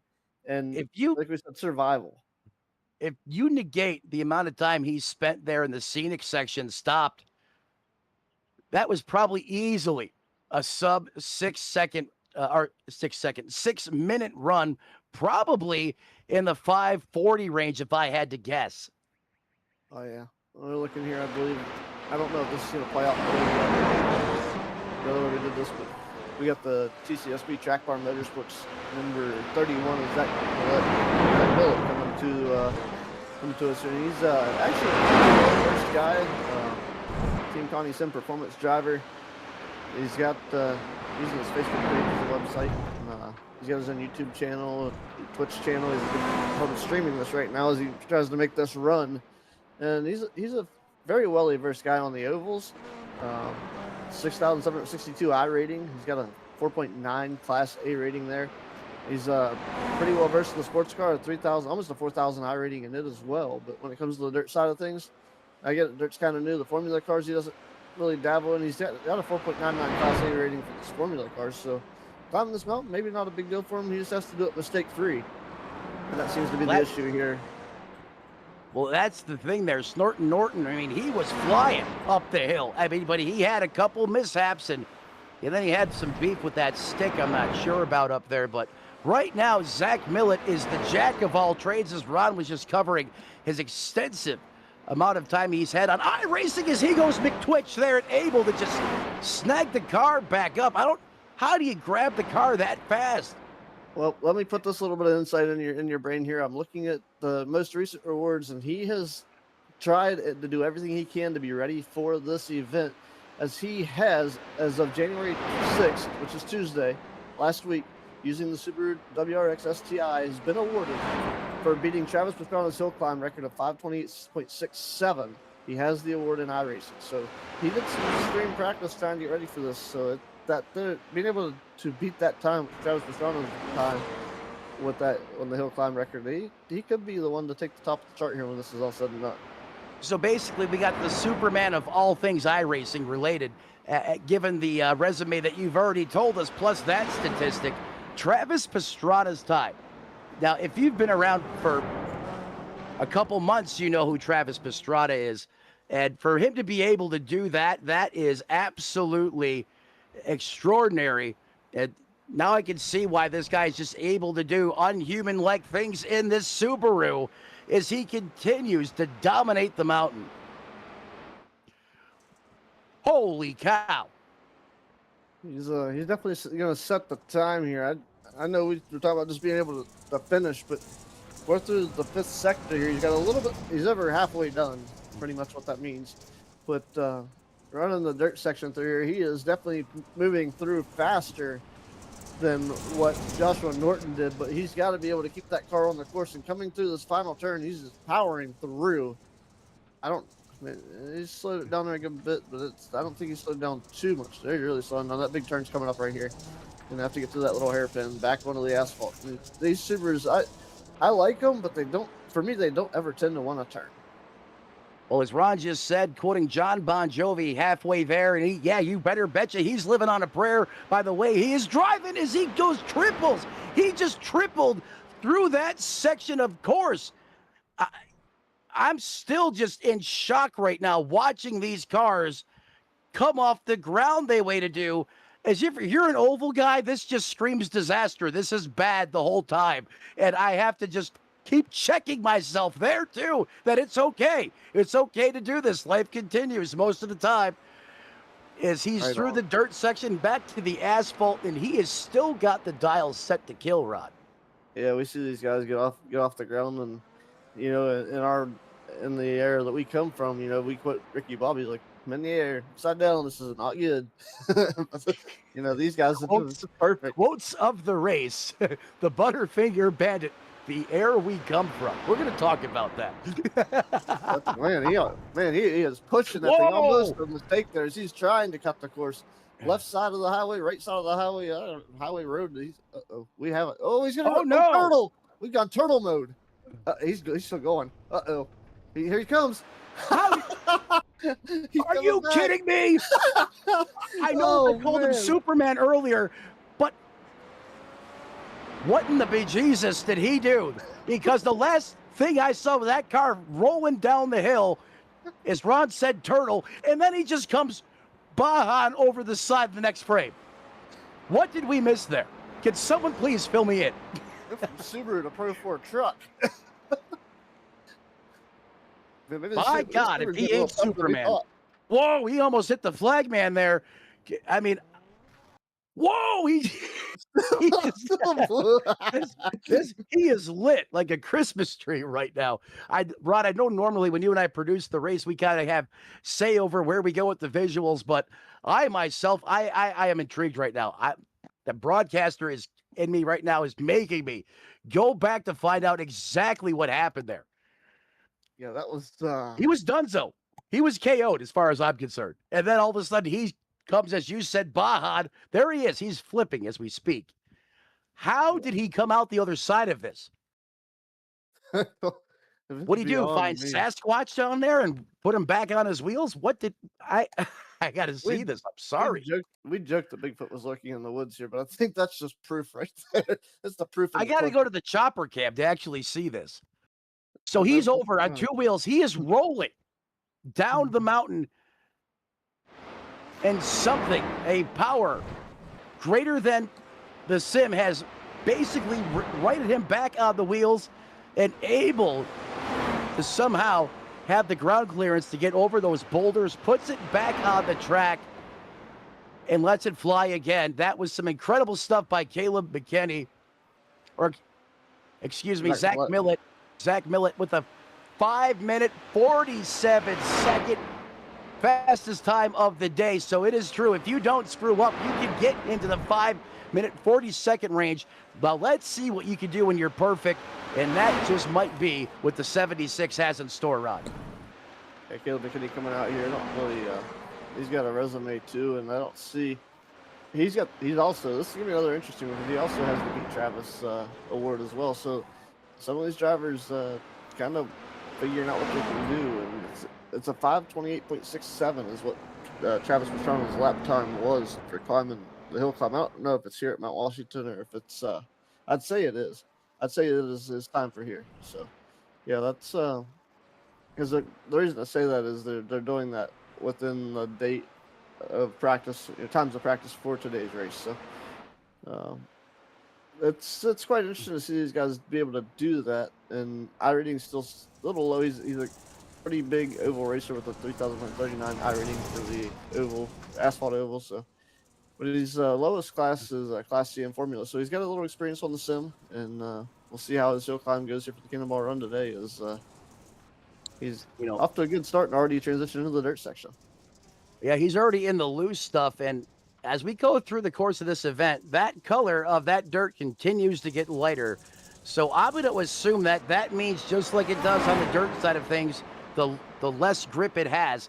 So in dirt, the more moisture concentration you have, that translates to grip. As it lightens, that leads to slip. Wow! I can't even talk right now, Ron. It's all you. Oh my God. He's trying to avert the turtle mode, but he's just zooming and skipping and finding every shortcut he can across the course. Turtle mode. I just enabled rapid weight loss mode after that one. I don't know how you can. There's Wi-Fi hustler outside every McDonald's you got food. Well, that's the problem. I'm at McDonald's. That's the problem. Oh man, what a that car. That's the first time we've seen that. That was like a handbrake grab to me. It did. I guarantee you, he jammed the Tokyo Drift button on that one. Yeah, that was a big pivot point for a regular braking maneuver, and I am certain that was a handbrake maneuver. And that's one thing I have yet. I am about to go get a stem rig update because I do not have that. I think that is what I'm lacking to put myself in the podiums of all these races, and I'm attempting to do without. Caleb McKinney is macking the competition down with this run. This has to be the fastest time we have seen all day. Oh, don't do it. He does the jig as he goes across that section of the course. He almost lost it as he is sideways in the air. Oh, my God. It was an X Games long jump competition to finish the run. Somebody better clip that for a highlight reel on the production side. That was nasty. In a 5-minute, 7.55 second time, he goes to the top of the board in the Class A group. What a run for Caleb McKinney. What a run. What a jump. Right? I mean, that again, I'm telling you, folks, and I'm sure the broadcast team, the production team will show it, but my God, if there ever was a hype bite that you would want from the network side of things, that is it right there. That was absolutely incredible. As Klaus in the 77 now puts his business hat on and goes to work. Yeah, he's kind of an all-around racer. He's a little fresh on the dirt oval side and the regular oval side, but he likes the dirt road side of the house. He's got a 3,800 iRating on the dirt road, and we'll see. He's gonna, if he can get up this course faster than Caleb McKinney did, he can definitely put this down. I mean, iRating, I look at iRating as kind of like a guide. I don't get caught baiting because sometimes people buy into that number and they get caught sleeping. I mean, I've seen plenty of guys that are sub 1,000 come out here and beat the brakes off of guys that are 7K. So, I put some faith into iRating, but I don't fully buy into it 100%. But so far, I mean, Clausen the 77. Shades of what we just seen moments ago with the best time of the afternoon, which again, I can't believe it, a 5:07:55. Yeah, it's, I mean, see what he can do. That 5:07:55 is going to be definitely the time to beat there. Just because, like you said, I don't put a lot of thought in the iRating. It just kind of gives me an idea of what they probably spend most of their time in and where they're at. So he likes the dirt roads out of the house. Seems like for the most part, he's got licenses in every. He's got a class license, A for dirt road. He's got a B license in sports car, C for formulas. He almost He made that big almost mistake. bit the biscuit and shaved off the quarter of that race car. But I'll tell you what, while Caleb McKinney attacks his racetrack, it almost seemed like James Watson and the boys over at TWRS put a 300 shot of nitrous in Caleb McKinney's car. I mean, could you imagine when we interview this guy? Oh, hey, what'd you do? Oh, I just beat the field by 40 seconds. 40 seconds, come on. Yeah, that's stellar. He's still got to hold off a couple other drivers who are putting their time in, so we'll see. I mean, he really mastered it, but it seems like if there's any repeat, oh boy. I'll tell you what, Caleb McKinney must hear the broadcast because he just started to increase the distance on his airtime in this race as he gets the confidence built up, and he is really getting after it right now, Ron. Yeah, if it's anything like the Class B was here in the Class A, we're gonna have these guys potentially get faster as this run goes on. So it's gonna be interesting to see what lap time we actually get down to as they make the. And I can't even say lap time here because it's really just a course run. A stint time, maybe, I don't know if that's the right word, but how about we just say from the bottom to the top? Right from the bottom to the top. Okay, so this could be the last run here. We'll see. Big power drift there. Love it coming out of the quarter. Yeah, so this is the last car. So he's got to get this time to the top of the board. He's got to give us some sort of competition for Caleb McKinney. Well, let's see what Kreutzer has here.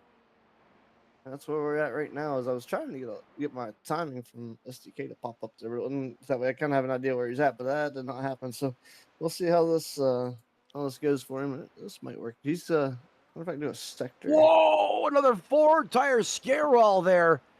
Woo! This Subaru likes to point the nose up in the air when it takes off too. It is beautiful.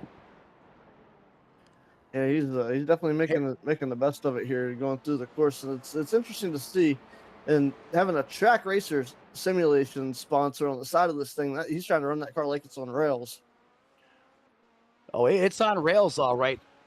It's on enough rails it takes flight. That's like the roller coaster at the theme park where they call it like Jackrabbit. You kind of you go down the first two, and then after you go down, it kind of skips out and drops, so it makes you feel like you're not even on the track anymore. Yeah, kind of like we just saw that right there, because I guarantee you he's got to feel his stomach dropping as the altitude changes quite vigorously on this run. Oh my God! Yeah. He almost had a one-way speed date with the boulder the size of the state of Colorado. Not as much airtime there, but what a run. Let's see what he's got in store. 5:16.06 seconds. Second. Well, these two guys are in. Oh, he just killed the side of his car post-race. The crew chief's not going to be happy with that, but a great run as that's going to put him on the podium at a 5:16.06. Does anything have anything for the speed freak of Caleb McKinney, who not only is fast, also puts on a show in prime time when he's behind the wheel? Yeah, that's supposedly, I guess that's the end of the run. I don't think we have anybody else. The three at the bottom of the board had crashed out. I believe Evan had an issue. So, well, we know one thing. The Subaru is large and in charge here And if you're Caleb McKinney, God help you. you are a highlight machine on steroids. God, I can't wait to go back and watch this thing. This is we need to have this broadcast, and we need to get we have to get an outside source because we need to get both Dakota and Mike involved in this. Racers Elite broadcasters duke it out on Mount Washington. Well, I'm going to be duking it out right at the first turn. I can tell you that right now. I'll be honest, and I'm okay. Yeah, I'll take the flag. I've already made the phone call. We've got an incoming. I haven't even completed. I can't get out of my own way of it. I haven't even made it a mile without dying here. I'll be honest. So there's that. Understand that. We'll have to get people situated here so we can get these interviews going for our podium drivers here of Zach Millett, who was third, Klaus Kreutzer in second, being the runner up at the last run up the hill, and Caleb McKinney seconding up there and completely killing the mountain. At this point, Caleb McKinney is Bigfoot here today.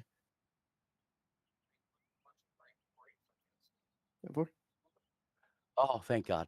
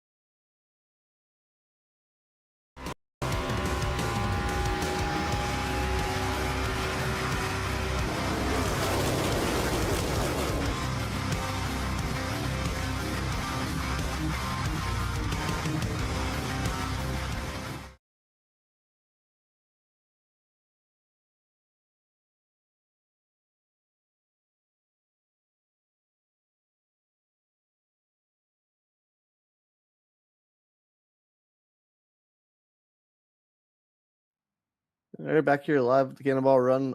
We're going to do our interview with our top three drivers.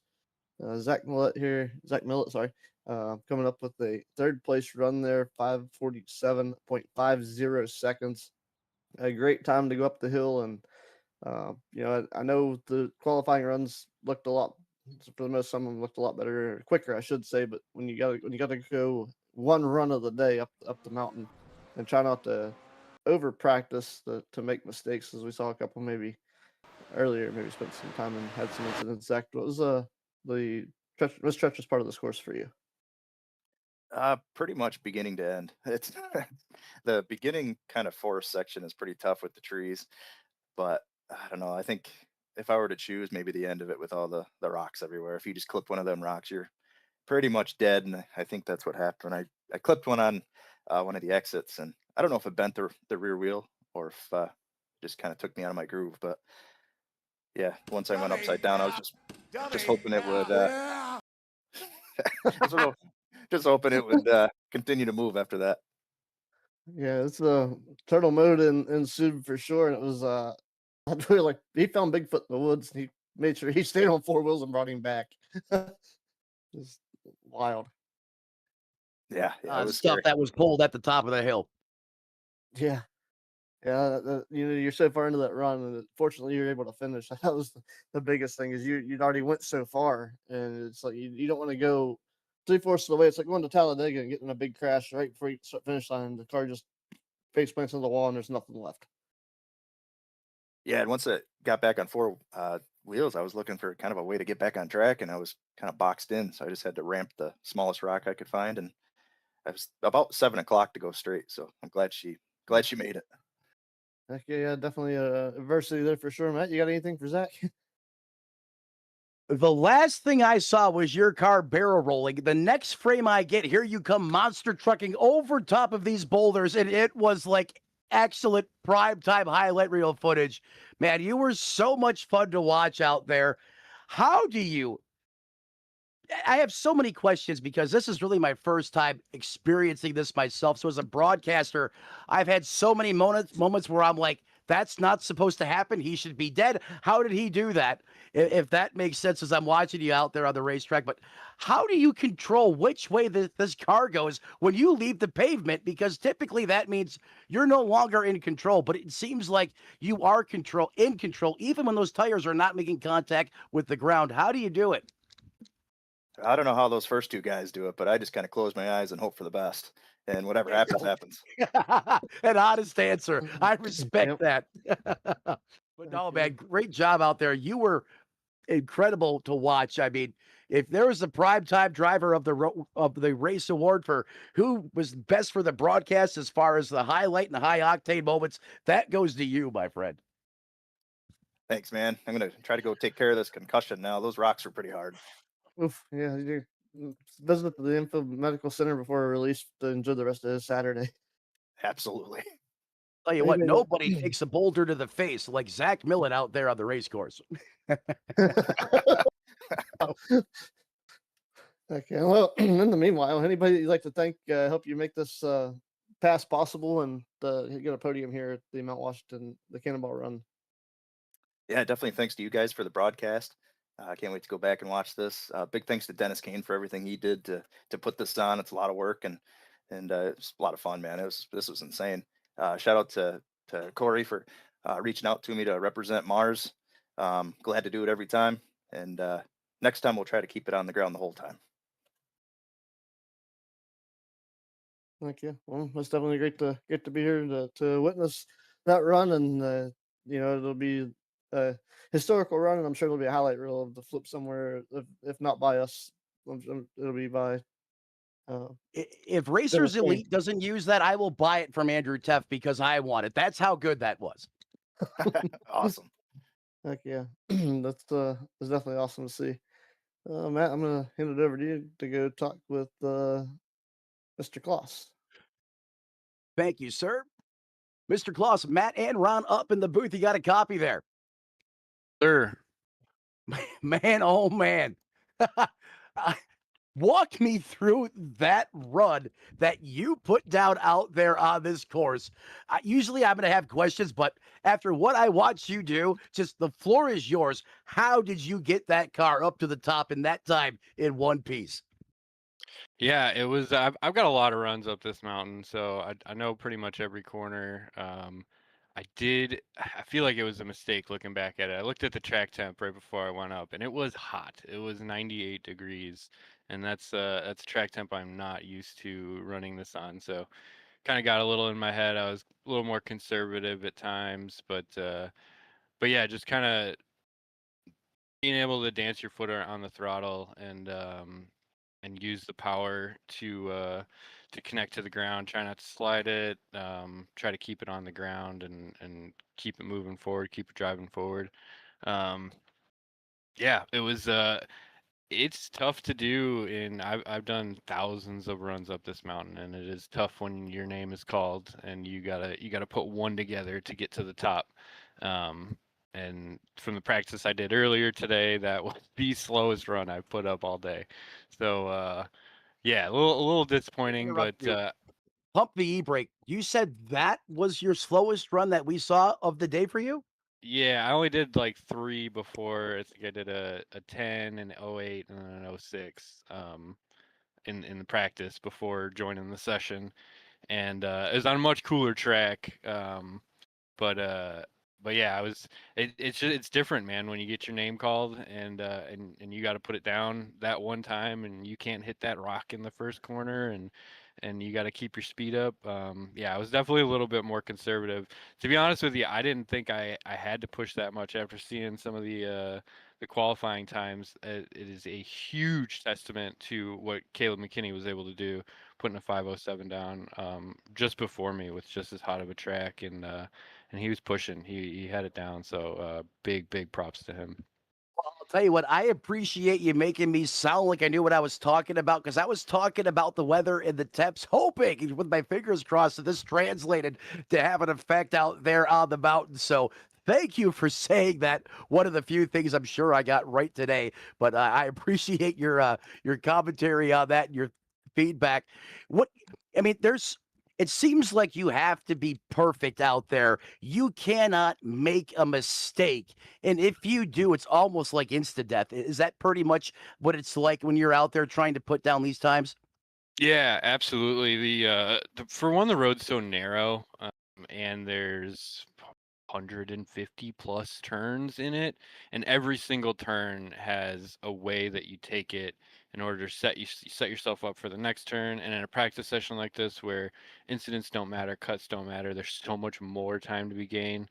And then that also brings in more danger when you're trying to max the road like that. Um, and it really is just one little slip kind of it takes a lot to get yourself back into it, to get your head back into it, to get back into that flow of snaking up the mountain. um so yeah, I was yeah, just didn't quite have it. Had a few mistakes, had a couple cuts that i was uh I was expecting to do a certain way, but just because I wasn't carrying as much speed as I'm used to, they didn't work quite the same, and yeah, just really trying to keep it on the road. And also the one thing I'd never recommend for anyone to do is use shadows as brake markers. But yeah, there's a couple turns where I tend to use a shadow for a brake marker, and they were in much different places. So yeah, I was just a little timid out there. Just wanted to get it to the top in one piece and not tumble off the side of the mountain. Yeah, could you imagine? Hey, what happened on that run? Someone moved the tree that made my shadow out there on the run. Yeah, the sun moved. The sun moved. The sun, Imagine the sun that. was in a different position and the wind was blowing a different direction. I Yeah. guess it's also an easy out though, right? I mean, you could just pass the buck off and less less credibility in your department going that route. But it'll be that car seemed like it had a lot of boost lag at times. Is that how it is like in real life? I mean, when you put the pedal down, do you have all that power or do you got to wait for those turbos to come to life? And if so, how do you manage that power coming on? Because it looked like when you asked for it, when it came on, it had some serious cojones behind it. You were basically wheeling on pulling the front clip of the car off the ground at times. Yeah,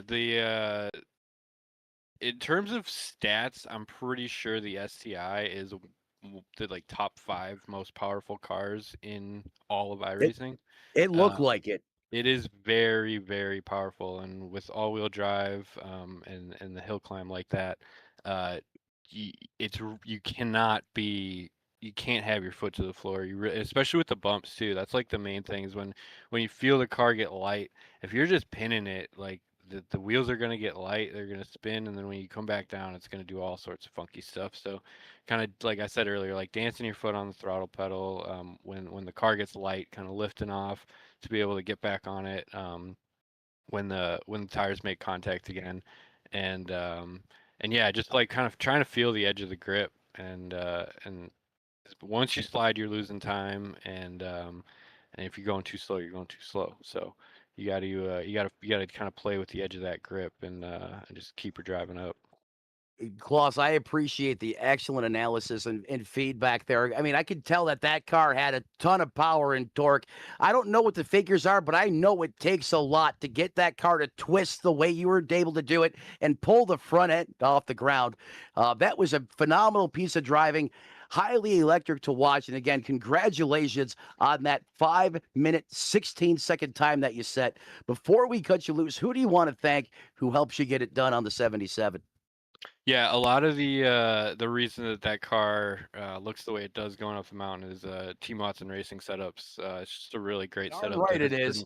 has been Darn worked on right. for a long time. That is no Team Watson baseline setup. That is a highly curated setup, and it took me a while to kind of get used to it. It's much looser than the iRacing stock set. That set is so tight, and it's more manageable up the hill, but it's not nearly as fast. And once I kind of got the hang of this more looser setup and being able to drive it like that, I found a lot of time. So yeah, many thanks to Team Watson Racing Setups. Big Boss James Watson, Yes, Eric sir. Dubois. Eric Dubois first, awesome paint as well. Paint job came from Eric Dubois and Control Z Racing and Designs. Everybody over there, all the homies that practice and help us get better every day. Appreciate you guys for putting on a really cool event. I had no idea that it was only one run until like yesterday when I actually read what was going on. So I was like, oh, that's interesting. That will be something. So yeah, it kind of changes the mentality a little bit. Just get to the top. So yeah, big ups to Dennis and everybody who helped to make this possible, and you guys for putting on a really fun broadcast. And yeah, anybody out there that enjoys it, that enjoyed watching it, just because of you guys, it's pretty awesome that people enjoy watching it, and it's always fun to put on a show. And last but never not least is all the glory goes to God, and it's only because of His grace, love, and mercy that I'm able to do any of this. So yeah, appreciate you guys. Thanks so much for having me. Well, I'll tell you what, Klaus is preaching right now. And hey, let's talk about Watson for a minute. You got me so fired up with what you said there. I mean, that's what happens when you straddle the line between moron and genius, right? We get a high flying, high octane setup that went beast mode out there on the course. And that's why James and those guys do what they do. And that's why we love them. And we cannot thank them enough for all the time they put in to a setup to be able to put you in a race car to go out there and perform like that. Yeah, absolutely. And to cover it all across iRacing, you can find Team Watson setups for dang near every car. Just a really good group of guys that want to try their best to make everybody faster. So check them out. I'll tell you what, heck of a spokesperson and a heck of a wheel man inside of that Subaru ride. That was the voice of the 77 who comes home P2. Thank you for your time. And obviously, thank you for the family plug on the TWRS side. If you want to see what he's talking about, make sure you go over there. Let him know we sent you. We wish you a great rest of the day, and we'll send it back up to the booth because we got one more individual to interview. Thanks for your time, Klaus. Ron, back to you. Yeah, Caleb McKinney, boasting the fastest time up the mountain in Class A. Caleb, you got a copy? You're on. I'm out here in the booth. Yeah, I got a copy. Thank you. Just make sure you skip off to the bathroom break. Have to drop anything because that lap time was smoking, brother. That was 5 minutes, 7.545 seconds. Probably, I'm going to guess because it was called Turkey Run, probably not your fastest run. Did you practice any prior to this today? Yeah, I practiced a little bit. I got about like 10 runs in, and out of those 10 runs, I probably made it up the mountain 4 times, and my fastest time out of that was about like a 5:03.4. So I knew I had the pace. Just getting up the mountain was going to be the main issue, and really just from the start, I knew I got a good start going out, so I could save a little bit and not go as fast. So I did that, and about midway through the run, I had a hiccup. I dipped the tire off, almost crashed, and from there, I was about half a tenth off my fastest. So I just hunkered down and tried to make it up the mountain. And then going into the dirt section, which I think is my quickest section, I like it a lot. Uh, it was just smooth, clean, and I actually nailed the hairpin, which was very nice. Yeah, And then that was go ahead. real great. That was real great. So I would say in general, your average, this is probably 5:07 is probably a good average average lap time of 3 runs for you. Yeah, I'd say so. Okay, I continue. Oh, and just coming out of the dirt section, I had my mind made just go full throttle, and then there's roughly 3 blind corners you got to hit before you get to your next braking section. So from there, it was stable, planted. That was wonderful. I worked really hard on the suspension of this thing to keep it on the ground and planted. So that worked out super well. And just from there, I just had to hit my marks and not give up any time. And yeah, I did that. And overall, this was a really good run. I love the Subaru WRX, and it was just a great car to choose and everything. Heck yeah, it was a stellar, the fantastic run there. Is you able to play it on top of the board there with a 507.545 second lap, and man, to see that lap time popped up, I was like, wow, he just like rocket shipped up the hill, like you grew a set of wings and external engines, and away you went. He was Yeah, flying, man. Matt. Yep. I don't even know what to say. I mean, I'm still in a state of shock after watching his run. There are things that he did that totally defies the laws of physics and what a car can and can't do, which I can't even talk, even thinking about it. I mean, let's talk about this time that you put down. And again, I'm mainly an oval broadcaster, so I have like kind of programmed in my mind what typical things you see on the racetrack equal bad things are going to happen. And you enabled every one of those triggers within the first 10 seconds of your run. A 5:07:55. This is almost a 7 mile or an 8 mile course. How do you even remotely have the cojones to put your foot in the pedal like that on a car that will clearly do wheelies if you push the pedal down far enough? Does he Oh quit Fast man, and Furious? it's very difficult because you really want to finish, but if you press it down hard enough, you will definitely spin out. So it's definitely a give and take for sure. And It almost seemed like at times you were turning the car with the front tires in the air, just twisting the back of that car. Is that actually what you're doing, or is that just a byproduct of the geometry and everything else that's happening in real time? yeah, it's a product of all those things, and just trying to keep the car straight while in the air is very hard. So that's kind of what I was just trying to do. And yeah.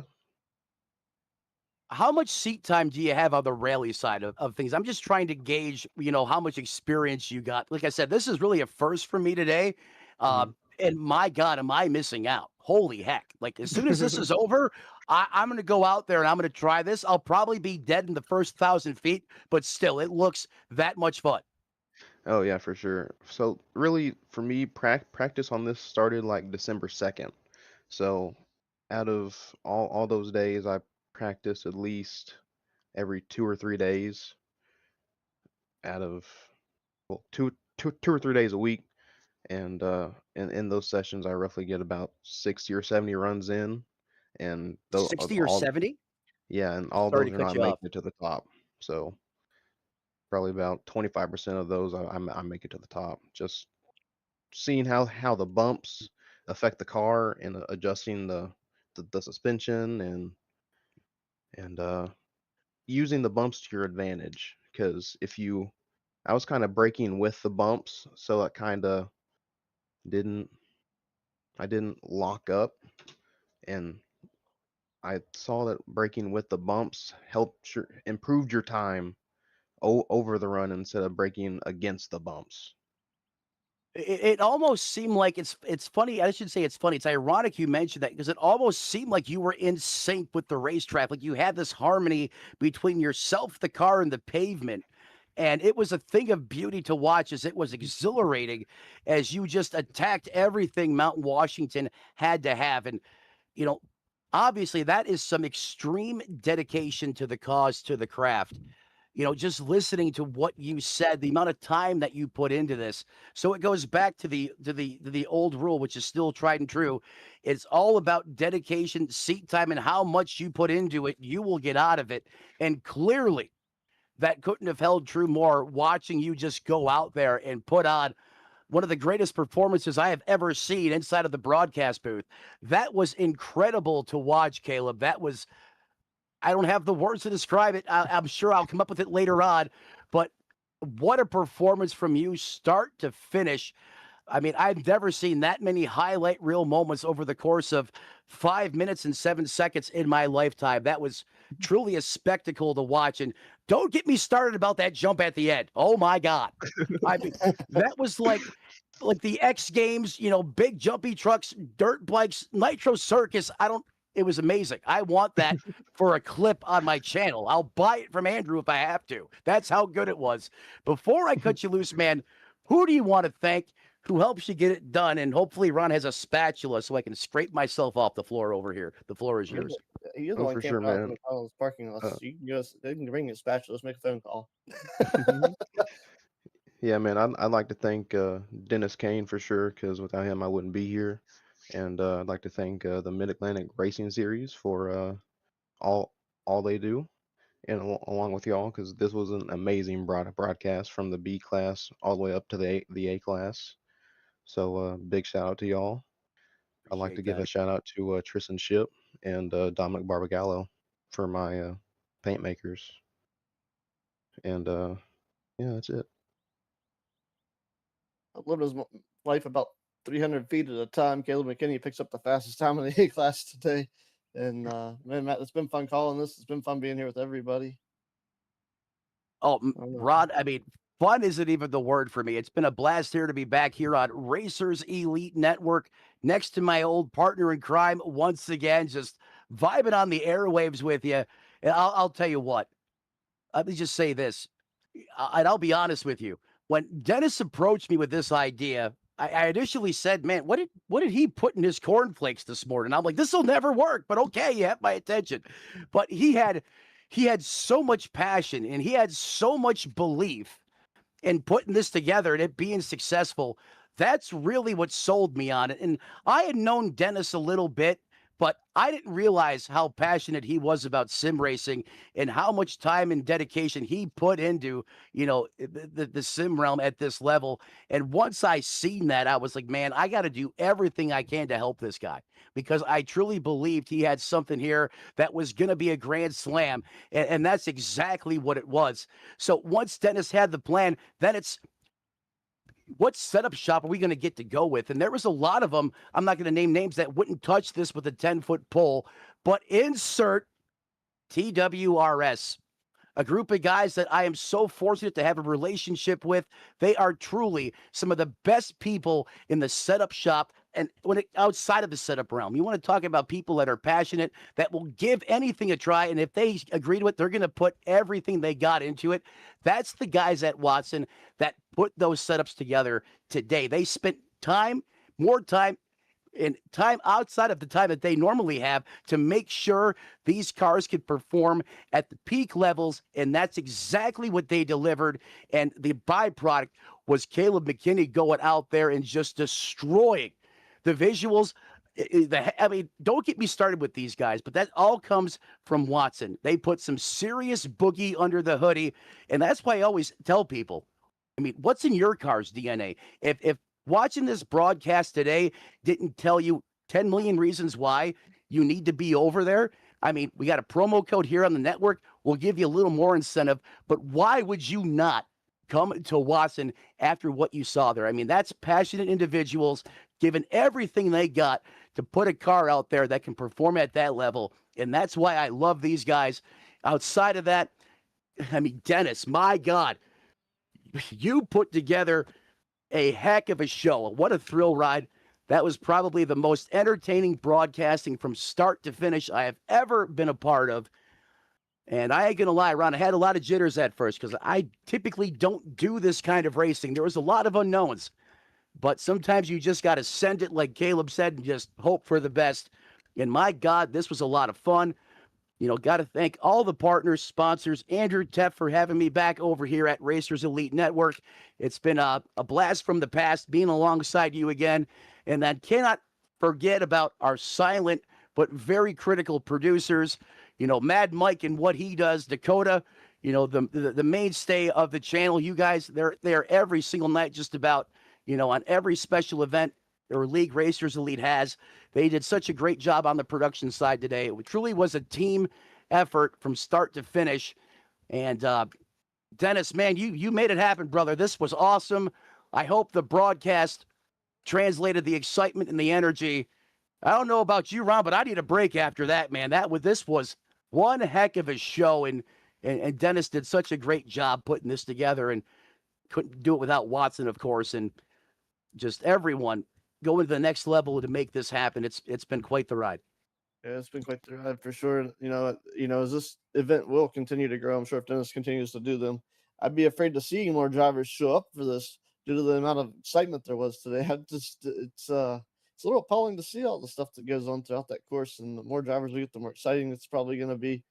And I mean, I won't say probably, we just know that's the excitement builder, but to see all the excitement happen up the mountain and the amount of time that's put down and the amount of time in the event, it's just one of those phenomenal things that's one yet to grow, and it's going to be awesome to see what Dennis can do with this event. Absolutely well said. And I don't know about you, but I got to go walk this mountain, pray for the next day and a half to pick up the pieces of my life I left along the way throughout the course of this broadcast. It was that entertaining. It just, like I said before many times, I'm not used to this type of racing. Yeah, boy, and I cannot wait to load in the car and send it. I mean, that's how hyped up I am about this. These drivers did a tremendous job. I couldn't be happier being able to join you for this special production here this Saturday afternoon. And with that being said, want to thank again one more time, Team Watson Racing Setups. What's in your car's DNA? Be in all the action. It's more than a setup shop. It's a family. It's a way of life. If you want to maximize everything there is to be in your iRacing career, one name, TWRS, and you'll get their best every single time you load in on the racetrack. Got to thank Racers Elite Network, Andrew Teff, for all the hard work that he puts in each and every single day. The mad scientist, Dennis, for putting this crazy event that'll be remembered for a long time together. I can't wait for the second one. My partner in crime, the Butterfinger Bandit. And as you walk down the road of life this week, ladies and gentlemen, do us all a favor. Don't play in traffic, and we'll see you next time right here on Racers Elite Network.